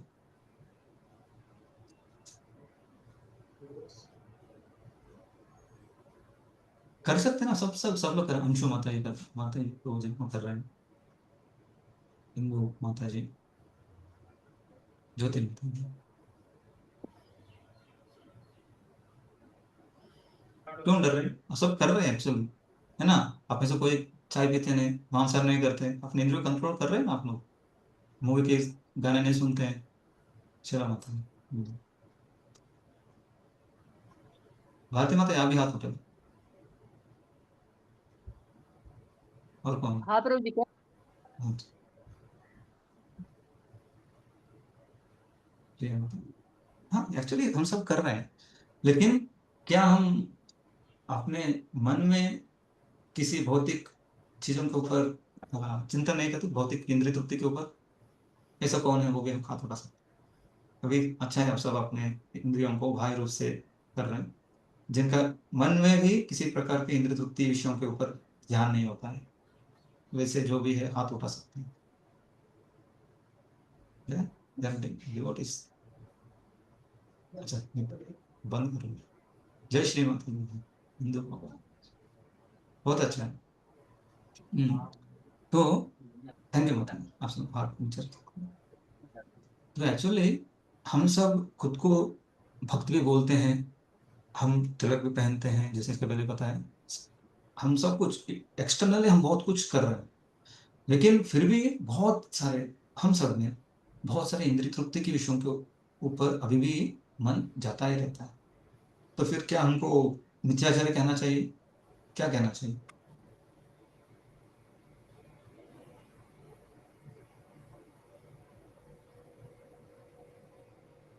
क्या कहना चाहिए एज पर भगवद गीता? राकेश बोला, हाँ क्या बोल रहे हैं? यहाँ पे कृष्ण बोल रहे कि इंद्रियार्थान विमूढ़ात्मा मिथ्याचार स उच्यते। तो हम इस कैटेगरी में आएंगे कि या और कुछ है या हम इसी कैटेगरी में आएंगे प्रभु जी। हमको अभी काफी आगे जाना है। अभी हम तो इंद्रिय तृप्तियों में ही विलीन है। तो जैसे जैसे हमारा एसोसिएशन बढ़ेगा, सेवा में आगे जाएंगे, भक्ति में आगे जाएंगे, इंद्रिय तृप्ति में थोड़ा कम होगा।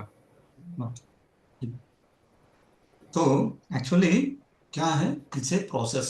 ऐसा नहीं कि कल तिलक लगाया तो आज शुद्ध भक्त बन गया और परसों आंख खोला तो भगवान की सेवा एक मंजिल बन गए मैं। ऐसा नहीं होता है, इट्स ए प्रोसेस। सो इसके पहले मैं बताया कि भक्ति योग में, भक्ति योग करते करते हम आगे बढ़ेंगे, शुद्धिकरण होता रहेगा। लेकिन उसके लिए सिंसियरली भी प्रैक्टिस करना चाहिए। ऐसा नहीं कि वो अपने आप होगा, मैं सब कुछ करूंगा लेकिन भक्ति कर रहा हूँ ना अपने आप हो जाएगा, ऐसा नहीं होता है।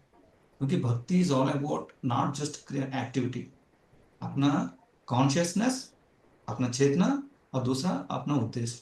उद्देश्य, इंटेंशन एंड कॉन्शियसनेस, ये दोनों बहुत जरूरी है। एक्टिविटी वैसे ही है, जब कर रहे हैं प्रसाद,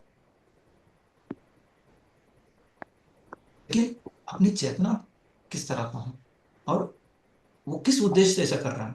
क्या मैं सबके अगर ना, ऐसा बहुत कुछ लोग मैंने देखा भी, वो भक्तों के संग में आएंगे, बहुत अच्छे से रिलेशन बनाएंगे, फिर बाद में क्या करेंगे, चेन मार्केटिंग करेंगे। उनका घर का कुछ प्रोडक्ट रहेगा, वो 4 लोगों को देंगे, फिर उसका अपना व्यापार चलाएंगे। तो इस तरह के लोग भी रहते हैं। लेकिन ये क्या सही है? नहीं, ये इसको क्या बोलते हैं, इसको मिथ्याचार बोलते हैं।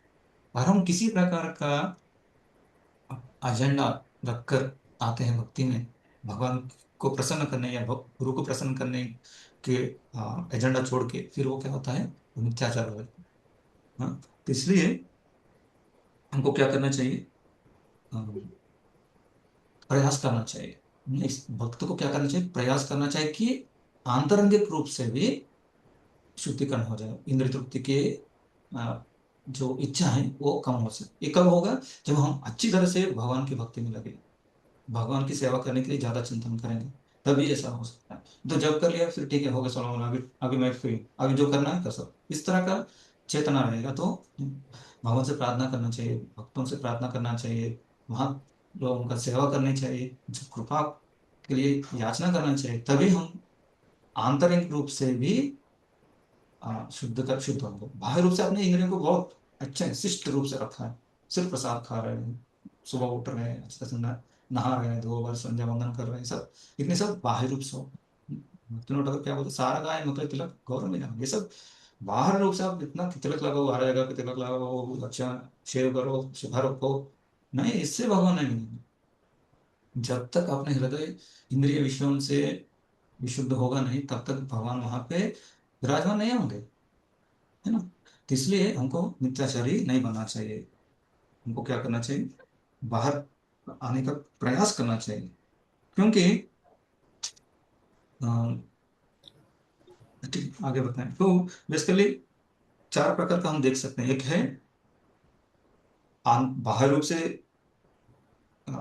ठीक है, और अंतरंग रूप से ही परिवर्तन आ गया, ये क्या है, सबसे उत्तम, बेस्ट। दूसरा, आंतरिक रूप से मतलब बाहर रूप से ठीक है, लेकिन अंदर कुछ परिवर्तन नहीं हो रहा है, इनको मिथ्याचार बोलते हैं। और दूसरा, अंदर से, बाहर से ठीक है लेकिन अंदर से जानबूझकर कुछ काम ऐसा गलत चीजें करने के लिए प्रयास कर रहे हैं, ये क्या है, ये बहुत ही गलत है। और चौथा, जो हम सबके बाहर रूप से हम एक वैष्णव जैसे दिख रहे हैं, लेकिन आंतरिक रूप से स्ट्रगल कर रहे हैं, सिंसियरली स्ट्रगल कर रहे हैं, ये ठीक है। पहला परिवर्तन हो गया तो वो भी अच्छा है, या स्ट्रगल कर रहे वो भी अच्छा है। लेकिन बाकी 2 कैटेगरी, जो नाटक कर रहे हैं, या नाटक भी नहीं, वो जैसे बाहर हम देखते हैं बहुत सारे साधु लोग संन्यास वस्त्र पहनते हैं, काषाय वस्त्र, लेकिन ओपनली सिगरेट पीते हैं या गांजा पीते हैं, तो बाहर रूप से चेंज हो गया, दाढ़ी वाड़ी बना दिया, काषाय वस्त्र पहन लिया, लेकिन आंतरिक रूप से कुछ नहीं है, वो उनको ही पता है बाहर को, तो उसमें मिथ्याचार भी नहीं है, क्योंकि सीधा से तो पता चलता है। लेकिन कुछ लोग जो हैं, जो बाहर रूप से हम उनको पहचान नहीं सकते, क्योंकि अंदर है, अंदर उनका मन में ये विषय के ऊपर उनका ध्यान अभी भी हो रहा है और उसको वो रिलीज कर रहा है। ध्यान होना प्रॉब्लम नहीं, सब में होगा क्योंकि हम सब उसी बैकग्राउंड से, लेकिन उसको रिलीज करना या उसको कैसे फुलफिल करने के लिए प्लान करना जो है वो क्या है, वो गलत है, वैसा नहीं होना चाहिए। ठीक है, इसलिए ये दोनों रीजन की वजह से अर्जुन को बता रहा है कि कर्म योग जो है वो तुम्हारे लिए सही है। क्या रीजन है? पहला है कि कोई व्यक्ति सक्रिय निष्क्रिय नहीं हो सकता, और दूसरा बिना अंतःकरण शुद्धि होने से पहले कोई क्रिया को त्याग नहीं कर सकता। राजगुरु प्रश्न है क्या कुछ? बताइए कुछ। जी प्रभु जी, हरे कृष्ण।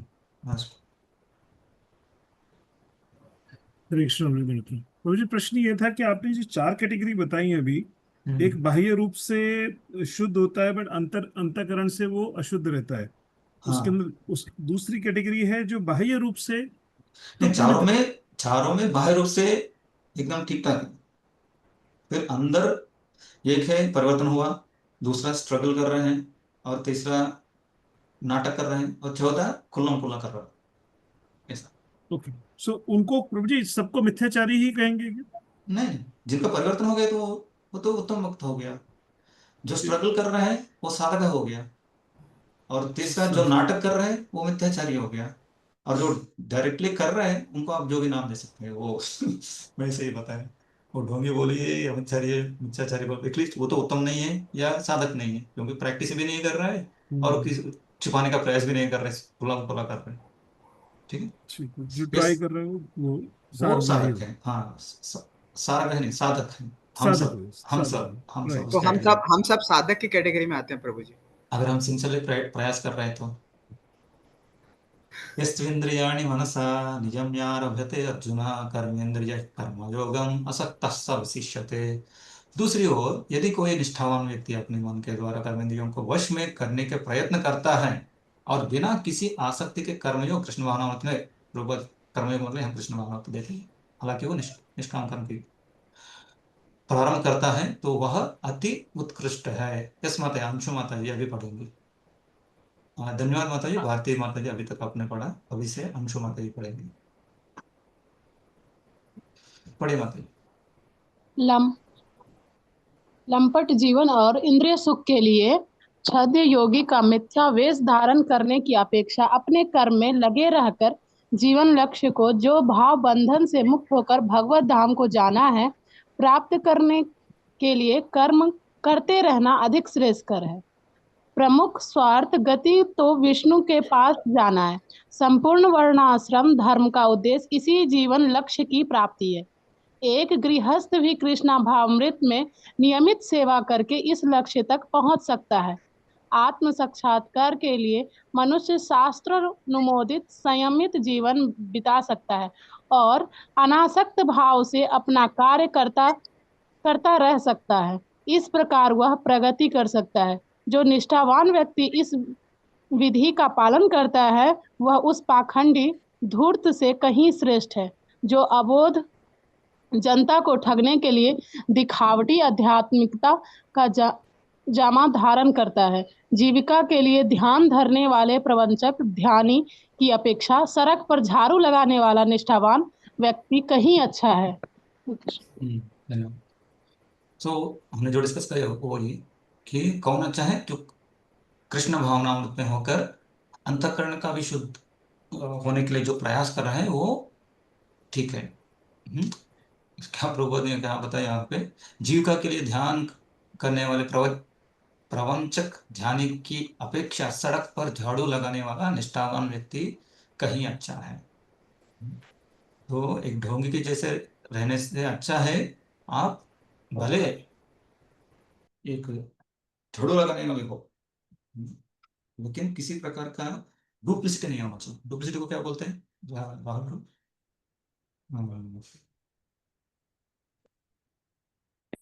जो भी डुप्लिसिटी सबको समझ में आता है, तो डुप्लिसिटस नहीं होना चाहिए। ओके, तो ये बता रहे हैं यस्त्वेन्द्रियाणि मनसा नियम में आरभते अर्जुन। निष्ठावान, यहाँ पे प्रभुपाद जी क्या बता रहे हैं, यहाँ पे कर्म मतलब प्रभुपाद जी कर्मयोग हमेशा भक्ति योग से जोड़ते हैं। ठीक है, तो अर्जुन को बता रहे हैं कि तुमको कर्मयोग करना चाहिए। नेदं कुरु कर्म त्वं कर्म ज्यायो हि कर्मणः शरीर यात्रा चाहते न प्रसिद्धायेत अकर्मणः। अपना नियत कर्म करो, क्योंकि करना करने की अपेक्षा कर्म करना श्रेष्ठ है। कर्म के बिना तो शरीर निर्वाह भी नहीं हो सकता। ऑलरेडी जो बताया फिर से बता, पढ़ लीजिए मतलब इसका। ऐसे अनेक ऐसे अनेक छद्म ध्यानी हैं जो अपने आप को उच्च कुलीन बताते हैं, तथा ऐसे बड़े बड़े व्यवसायी व्यक्ति हैं जो झूठा दिखावा करते हैं कि सॉरी गलती से आध्यात्मिक जीवन में प्रगति करने के लिए उन्होंने सर्वस्व त्याग दिया है। श्री कृष्ण यह नहीं चाहते हैं कि अर्जुन मिथ्याचारी बने, अपितु वे चाहते हैं कि अर्जुन क्षत्रियों के लिए निर्दिष्ट धर्म का पालन करे। अर्जुन गृहस्थ था और एक सेना नायक था, अतः उनके लिए श्रेयस्कर था कि वह उसी रूप में गृहस्थ क्षत्रिय के लिए निर्दिष्ट धार्मिक कर्तव्यों का पालन करे।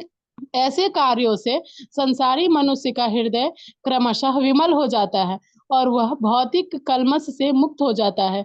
देह निर्वाह के लिए किए गए तथाकथित त्याग संन्यास को अनुमोदन ना तो भगवान करते हैं और ना कोई धर्मशास्त्री। आखिर देह निर्वाह के लिए कुछ न कुछ करना होता है। भौतिकवादी वासनाओं की शुद्धि के बिना कर्म का मनमाने ढंग से त्याग करना ठीक नहीं। इस जगत का प्रत्येक व्यक्ति निश्चय ही प्रकृति पर प्रभुत्व जताने के लिए अर्थात इंद्रिय तृप्ति के लिए मलिन प्रवृत्ति से ग्रस्त रहता है। ऐसी दूषित प्रवृत्तियों को शुद्ध करने की आवश्यकता है। नियत कर्मों द्वारा ऐसा किए बिना मनुष्य को चाहिए कि तथाकथित अध्यात्मवादी योगी बनने तथा सारा काम छोड़कर अन्यों पर जीवित रहने का प्रयास ना करें। तो यहाँ पे फिर से भगवान क्या बता रहे कि क्रिया जो है वो बहुत उत्तम है। किससे? त्याग से, रिनंसिएशन से, वैराग्य से तुम्हारे लिए क्रिया जो है बहुत श्रेष्ठ है। क्योंकि अर्जुन क्या सोच रहा है कि क्रिया में करूंगा तो मैं इसका बॉन्डेज में आ जाऊंगा, बंधन में आ जाऊंगा, फंस जाऊंगा, तो इसलिए मैं कुछ क्रियाएं नहीं करूंगा। लेकिन ऐसा बिना अंतःकरण शुद्ध होने से पहले कोई क्रिया छोड़ रहे हैं। जैसे कभी कभी देखते हैं ना कि हम भक्त बन गए तो फिर सोच रहे हैं कि हाँ अभी पढ़ने की क्या जरूरत है, क्या काम करने की क्या जरूरत है। ये सब भगवान को मैं भक्त बन गया, ये सब की क्या जरूरत है। या मुझे माता भी सोचेगी मैं कुकिंग क्यों करनी है, मैं रोज जाके जप करूंगी, मंदिर में जाके प्रवचन करूंगी, ये सब क्या है। तो इस तरह का जो चिंतन जो है वो सही नहीं है। हम हमको त्याग से ज्यादा मतलब नहीं है। हमको एक्शन इन कृष्णा कॉन्शियसनेस वो बहुत इंपॉर्टेंट है। हमको सक्रिय होना चाहिए, और सक्रियता किस तरह से? भक्तिमय चीजों में संलग्न होने के द्वारा होना चाहिए। हाँ? अगर वैराग्य या त्याग जो हमको मदद कर रहे हैं कुछ कुछ चीजों में, वो हम स्वीकार करेंगे कब? अगर वो अपने भक्ति के लिए सहायक बन रहा है तो। लेकिन अपना जीवन ही वैराग्य हो गए, हम सबको त्याग कर लिए, भक्ति को भी त्याग कर लिए, हाँ, भक्ति में चीजों को भी त्याग कर, प्रभु जी कुछ सेवा करेंगे, नहीं नहीं मैं भी मैं सिर्फ माला करूंगा, मैं कुछ सेवा नहीं करूंगा। तो ये क्या है? ये सब गलत है। सक्रिय हम कभी भी निष्क्रिय नहीं बन सकते। हम अपनी क्रियाओं को भगवान से जोड़कर उसको भक्तिमय करना चाहिए। तो वही भगवान यहाँ पे बता रहे हैं। क्या करना चाहिए? प्रयास ना करें। नियत कर्मों द्वारा ऐसे किए बिना मनुष्य को चाहे कि तथाकथित अध्यात्मवादी बनने तथा सारा काम छोड़कर अन्यों पर जीवित रहने, इसको क्या बोलते हैं? पैरासाइट बोलते हैं। पैरासाइट नहीं बनना चाहिए। कभी कभी हमको बोलते हैं ब्रह्मचारी या सन्यासी को कुछ लोग, बाहर के लोग, तुम लोग क्या है? पैरासाइट्स हो, तुम लोग कुछ नहीं करते हो, दूसरों क्या है? सोसाइटी के ऊपर जीते हो। लेकिन वो नहीं जानते कि हम भगवान के जो आदेश है उनका पालन कर रहे हैं। भगवान ने बताया कि सत्वं कीर्तयन्तो माम अनन्या चिंतयन्तो माम। तो वो सब भगवान ने बताया हम कर रहे हैं। अगर हम ऐसा नहीं कर रहे थे, हमको भी क्या करना चाहिए? पैरासाइट करना चाहिए। ठीक है, इसलिए हम अपने इंद्रिय तृप्ति छोड़ने के बजाय अपने इंद्रियों को कृष्ण भावनामृत सेवा में लगाना चाहिए। तो ये क्या है, तीसरा रीजन बता रहे हैं कर्मयोग क्यों करना चाहिए। कर्मयोग क्यों, क्योंकि ये सबसे श्रेष्ठ है। पहला क्या बताया, कोई ऐसा रह नहीं सकता, निष्क्रिय नहीं रह सकता, क्योंकि आत्मा जो है चेतन है, सक्रिय है। और दूसरा, अंतःकरण शुद्धि के बिना भी कोई ऐसा नहीं करना है, क्योंकि वो ढोंगी बनेगा। और तीसरा क्या बता रहा है कि ये श्रेष्ठ है, कर्म ना करने की अपेक्षा कर्म करना श्रेष्ठ है तुम्हारे लिए। नियमित कर्म, कौन सा कर्म है, वो नियमित कर्म करना। हाँ? नहीं तो शरीर अनुभव कैसे होगा तुम्हारा। जब तक आत्मा है तो आत्मा का रेस्पॉन्सिबल बनता है कि शरीर का पोषण करे। ये प्रारब्ध के द्वारा हमको जो शरीर मिला है उसका रेस्पॉन्सिबिलिटी हमको दी गई है। उसको हम ऐसा ही छोड़ नहीं सकते। जब भगवान देखेंगे, क्या भगवान का दूसरा कुछ काम है क्या अपना सेवा करने के लिए? नहीं, हमको भी रेस्पॉन्सिबिलिटी लेना चाहिए। सैक्रिफाइस, त्याग के नाम पे हम निर्लक्ष्य नहीं रह सकते, निग्लिजेंट नहीं रह सकते। रेस्पॉन्सिबिलिटी लेना चाहिए। हमको ये शरीर दिया है। जब सनातन गोस्वामी, आप सबको पता रहेगा, सनातन गोस्वामी जब पुरी आए थे चैतन्य महाप्रभु को मिलने के लिए, तब आते आते रास्ते में बहुत जंगलों से अलग अलग जगह से गुजरते हुए आए थे। तो उन्होंने कुछ गलत पानी पी ली, कुछ गलत चीज खा लिए। तो उनको क्या हो गया था, उनके शरीर में बहुत सारे फोड़ आ गए थे और उससे बहुत सारा पस निकल रहा था। तो वो क्या सोच रहे थे कि जब भी मैं अगर चैतन्य महाप्रभु, और जब चैतन्य महाप्रभु को मिलने गए तो चैतन्य महाप्रभु तुरंत उनको आलिंगन कर लिया। और सनातन को उसमें बोल रहे थे कि अरे छोड़िए आप, मेरा शरीर से इतना पस ये सब निकल रहा है, ये आपका शरीर जो सुंदर दिव्य शरीर है आपका, उसको गंदा कर रहा है।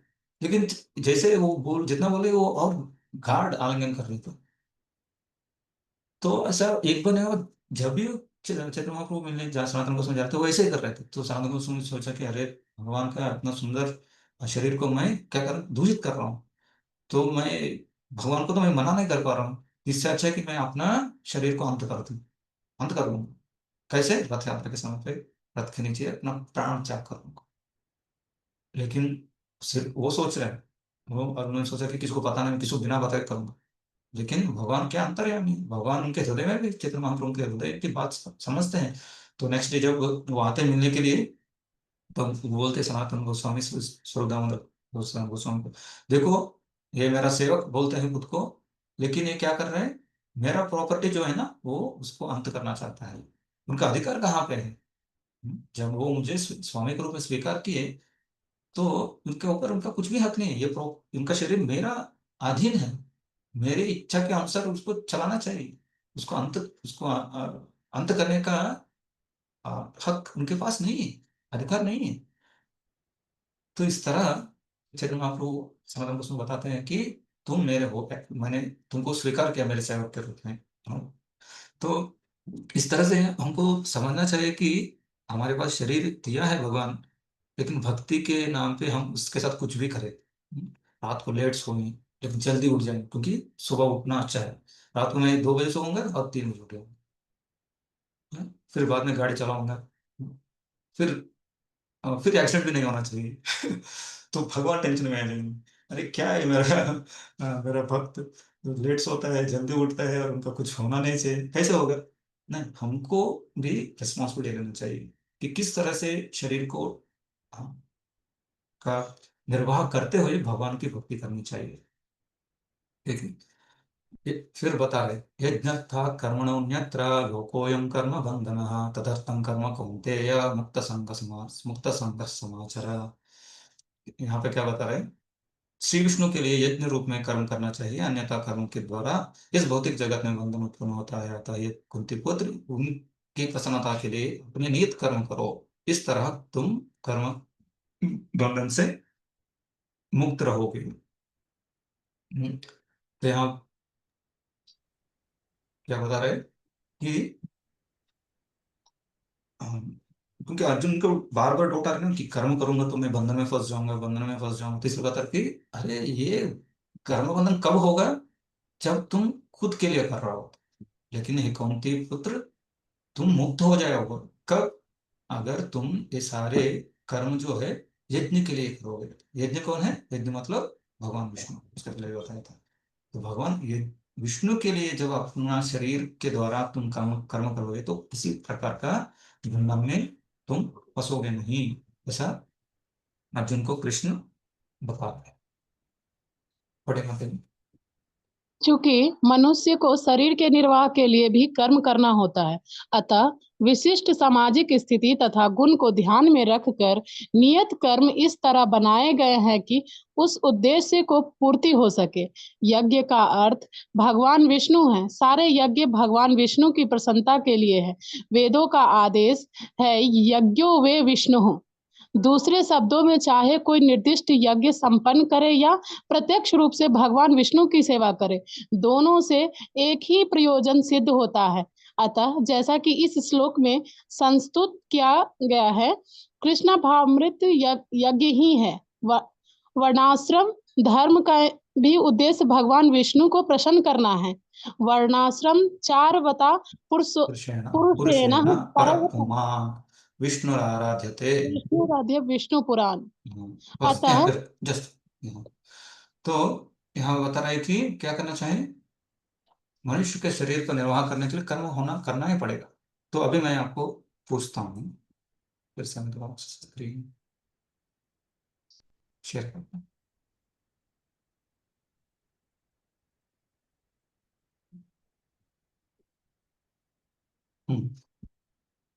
अभी मैं फिर से कुछ प्रश्न पूछूं।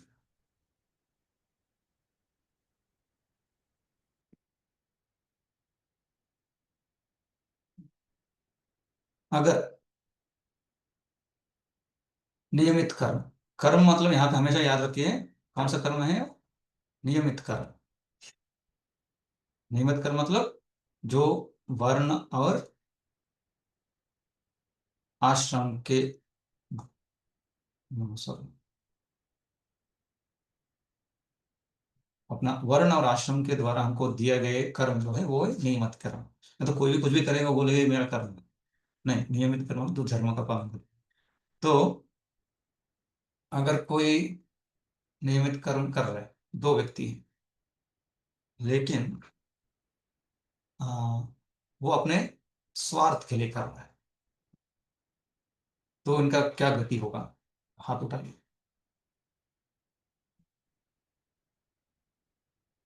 समझ रहे हैं ना, स्क्रीन दिख रहे हैं ना राकेश को क्लियर?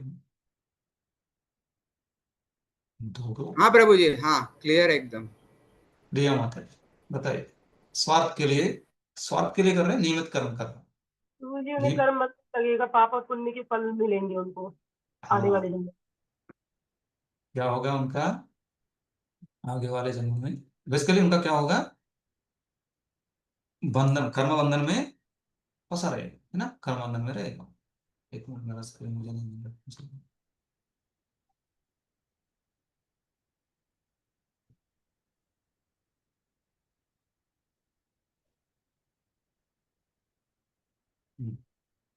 क्या होगा इनका, कर्म बंधन में, कर्म बंधन में बंधित हो जाएगा, कर्म बंधन बनेगा। ओके, अगर वो, अभी दूसरा किसको पूछता हूँ, अगर भगवान के लिए किया तो क्या होगा, कौन बताएंगे, आप बताएंगे। दूसरा प्रश्न रविशंकर को, आप पहली बार, यस प्रभु बताइए। और भगवान से भगवान के धाम में जाएगा, उसको भगवत सेवा मिलेगी, भगवान धाम जाएगा। क्या होगा उनका, यस, भगवान का धाम जाएगा। मतलब बेसिकली क्या होगा उनके साथ, उनका क्या होगा, उनका मोक्ष हो जाएगा, हाँ, मोक्ष या मुक्ति हो जाएगी, मुक्ति मिलेगी, या उनका शुद्धिकरण, दोनों बोल सकते, यस। समझ में आ रहा है? नियमित कर्म या धर्म का पालन करते हुए दो प्रकार का कर सकते हैं कोई व्यक्ति, स्वार्थ के लिए कर सकते हैं अपने इंद्रिय तृप्ति के लिए, या विष्णु के लिए कर सकते हैं। अगर स्वार्थ के लिए किया तो क्या है, कर्म बंधन में फंसा रहेगा, इसी जन्म मृत्यु के चक्कर काटना पड़ेगा। दूसरा, विष्णु के लिए किया, भगवान को प्रसन्नता के लिए किया, तो क्या है, उनको मुक्ति मिलेगी। ठीक है, और एक दो श्लोक पढ़ते हैं हम, अभी समय क्या हो, 4:30 हो, चले, ठीक है, क्या है? ये भी पढ़ लीजिए माता जी, जितना बाकी रामायण है। अतः भगवान विष्णु की प्रसन्नता करें।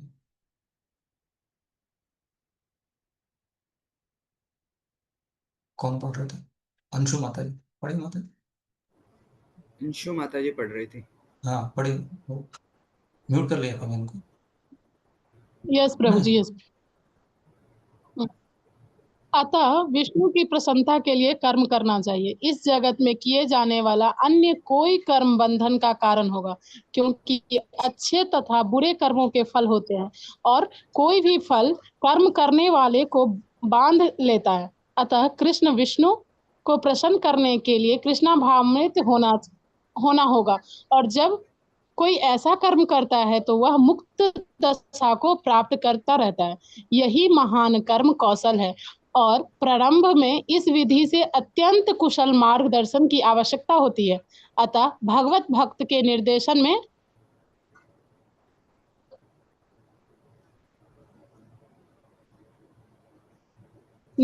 यह साक्षात भगवान विष्णु भगवान कृष्ण के प्रत्यक्ष आदेश के अंतर्गत जिनके अधीन अर्जुन को कर्म करने का अवसर मिला था। मनुष्य को परिश्रम पूर्वक कर्म करना चाहिए। इंद्र तृप्ति के लिए कुछ भी नहीं किया जाना चाहिए, अपितु हर एक कार्य कृष्ण की प्रसन्नता तुष्टि के लिए होना चाहिए। इस विधि से न केवल कर्म के बंधन से बचा जा सकता है, अपितु इससे मनुष्य को क्रमशः भगवान की वह प्रेम भक्ति प्राप्त हो सकेगी जो भगवत धाम को ले जाने वाली है। तो हम सबको भगवत धाम जाने की इच्छा है कि नहीं? है ना, इच्छा है ना? तो फिर क्या करना चाहिए हमको? भगवान की तुष्टि के लिए इन कर्म करना चाहिए। तो अगर कोई बताएंगे, कोई प्रभु जी बोलेंगे कि आज से मैं भक्त बन गया, शुद्ध भक्त बनने का प्रयास करूंगा, या शुद्ध भक्त बन गया मैं, अभी से आज से मैं 64 करूंगा, कुछ जॉब नहीं करूंगा, कुछ घर का कुछ नहीं करूंगा, तो फिर उनको ये श्लोक दिखाना पड़ेगा कि आप भगवान की तुष्टि के लिए नियमित कर्म करना पड़ेगा आपको, क्योंकि एक दिन में कभी नहीं होगा। क्या प्रभु जी क्या बता रहे हैं? मनुष्य को क्रमशः भगवान की वह प्रेम भक्ति प्राप्त हो सकती, क्रमशः होगा ये, धीरे धीरे हमको इन बंधन से बाहर निकलना चाहिए, न कि एट वंस, एक दिन में नहीं होना चाहिए, धीरे धीरे प्रयास करना चाहिए। ठीक है, ये एक सेक्शन हो गया जिसमें कर्मयोग करना श्रेष्ठ है अर्जुन के लिए करके भगवान निरूपण किए। 3 रीजंस दिए हैं उसमें। एक है कि कोई सक्रिय निष्क्रिय नहीं हो सकता है, दूसरा अंतकरण शुद्ध किए बिना क्रिया को त्याग नहीं कर सकता है, और तीसरा कि शरीर निर्वाह के लिए कुछ ना कुछ करना चाहिए। और ये बताता है कि नियमित कर्म करना चाहिए, क्योंकि ये श्रेष्ठ है। बेसिकली यहाँ पे अर्जुन के लिए बता रहा है कि ये तुम्हारे लिए श्रेष्ठ है। अगर कोई जिनका अंतकरण शुद्ध हो गया फिर ठीक है, उनको कर सकते, लेकिन तुम्हारे लिए अभी ये, क्योंकि तुम ऑलरेडी चिंता कर रहे हो ना कि मेरे पिता है, ये वैसा होगा वैसा होगा, मतलब इसके लिए तुम्हारा अंतकरण शुद्ध नहीं है, इसलिए तुमको करने को। किसी कुछ प्रश्न है क्या? 5 मिनट ले सकता हूँ, फिर नेक्स्ट वीक में दूसरा सेक्शन। कितने भक्तों को कुछ समझ में आ रहा है? ठीक है, ये भी अच्छा, किसी को समझ में नहीं आ रहा तो ठीक है, फिर माता जी जी आपका को प्रश्न क्या था? कुछ समझ में आ रहा है या कुछ समझ में नहीं आ रहा है? वही दोनों प्रश्न है मेरे।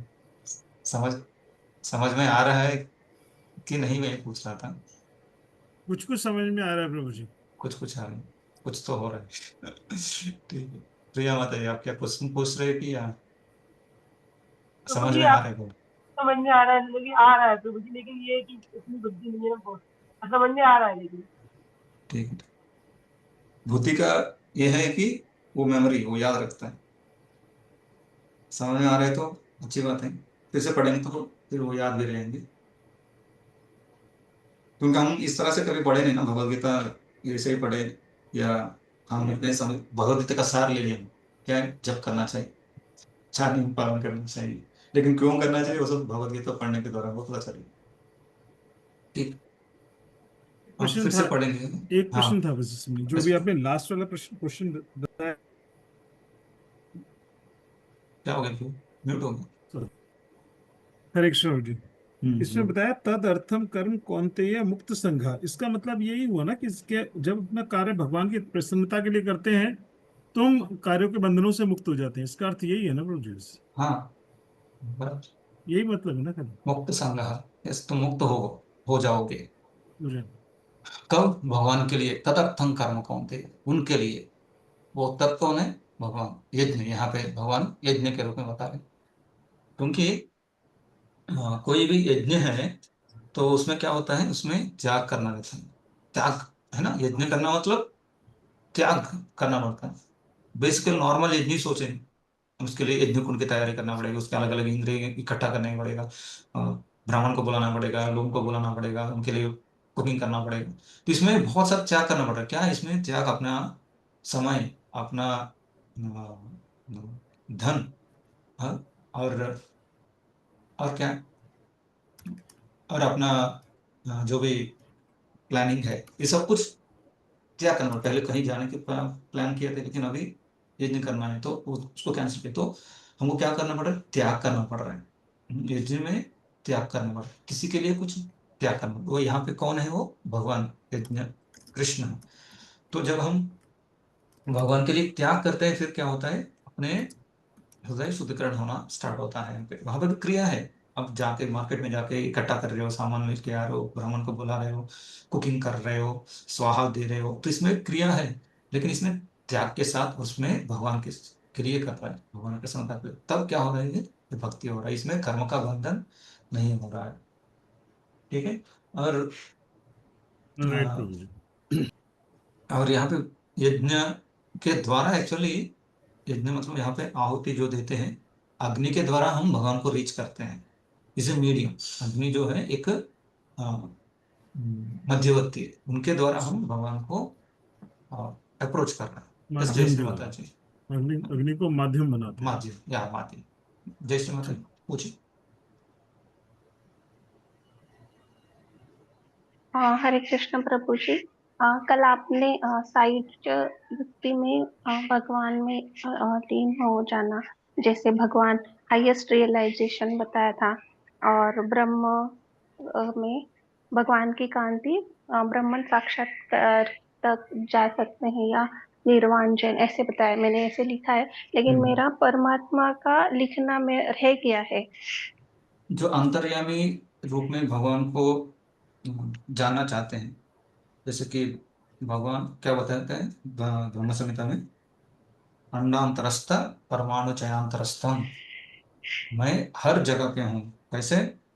मतलब हर एक अणु में भी हूँ, और अणु और अणु के बीच में भी, ऐसा सर्व अंतर्यामी के रूप में, और सारे जीवों के हृदय में परमात्मा के रूप में मैं हूँ। तो इस तरह का जो चतुर्भुज परमात्मा के ऊपर जो साक्षात्कार है कि सब जगह भगवान विस्तार हुए हैं परमात्मा के रूप में, एक चतुर्भुज व्यक्ति के रूप में, वो परमात्मा रियलाइजेशन है। स्पेशली वैकुंठ में भी, सब जगह पे वैकुंठ में भगवान परमात्मा के रूप में, मतलब चतुर्भुज फॉर्म में रहते हैं वैकुंठ सारे। तो इसलिए वैकुंठ लोक में जो भी रहे वो परमात्मा के लिए रियलाइजेशन वाले भी रहते हैं मैक्सिमम। थैंक यू प्रभु जी। अरे, और किसी को कुछ पूछना?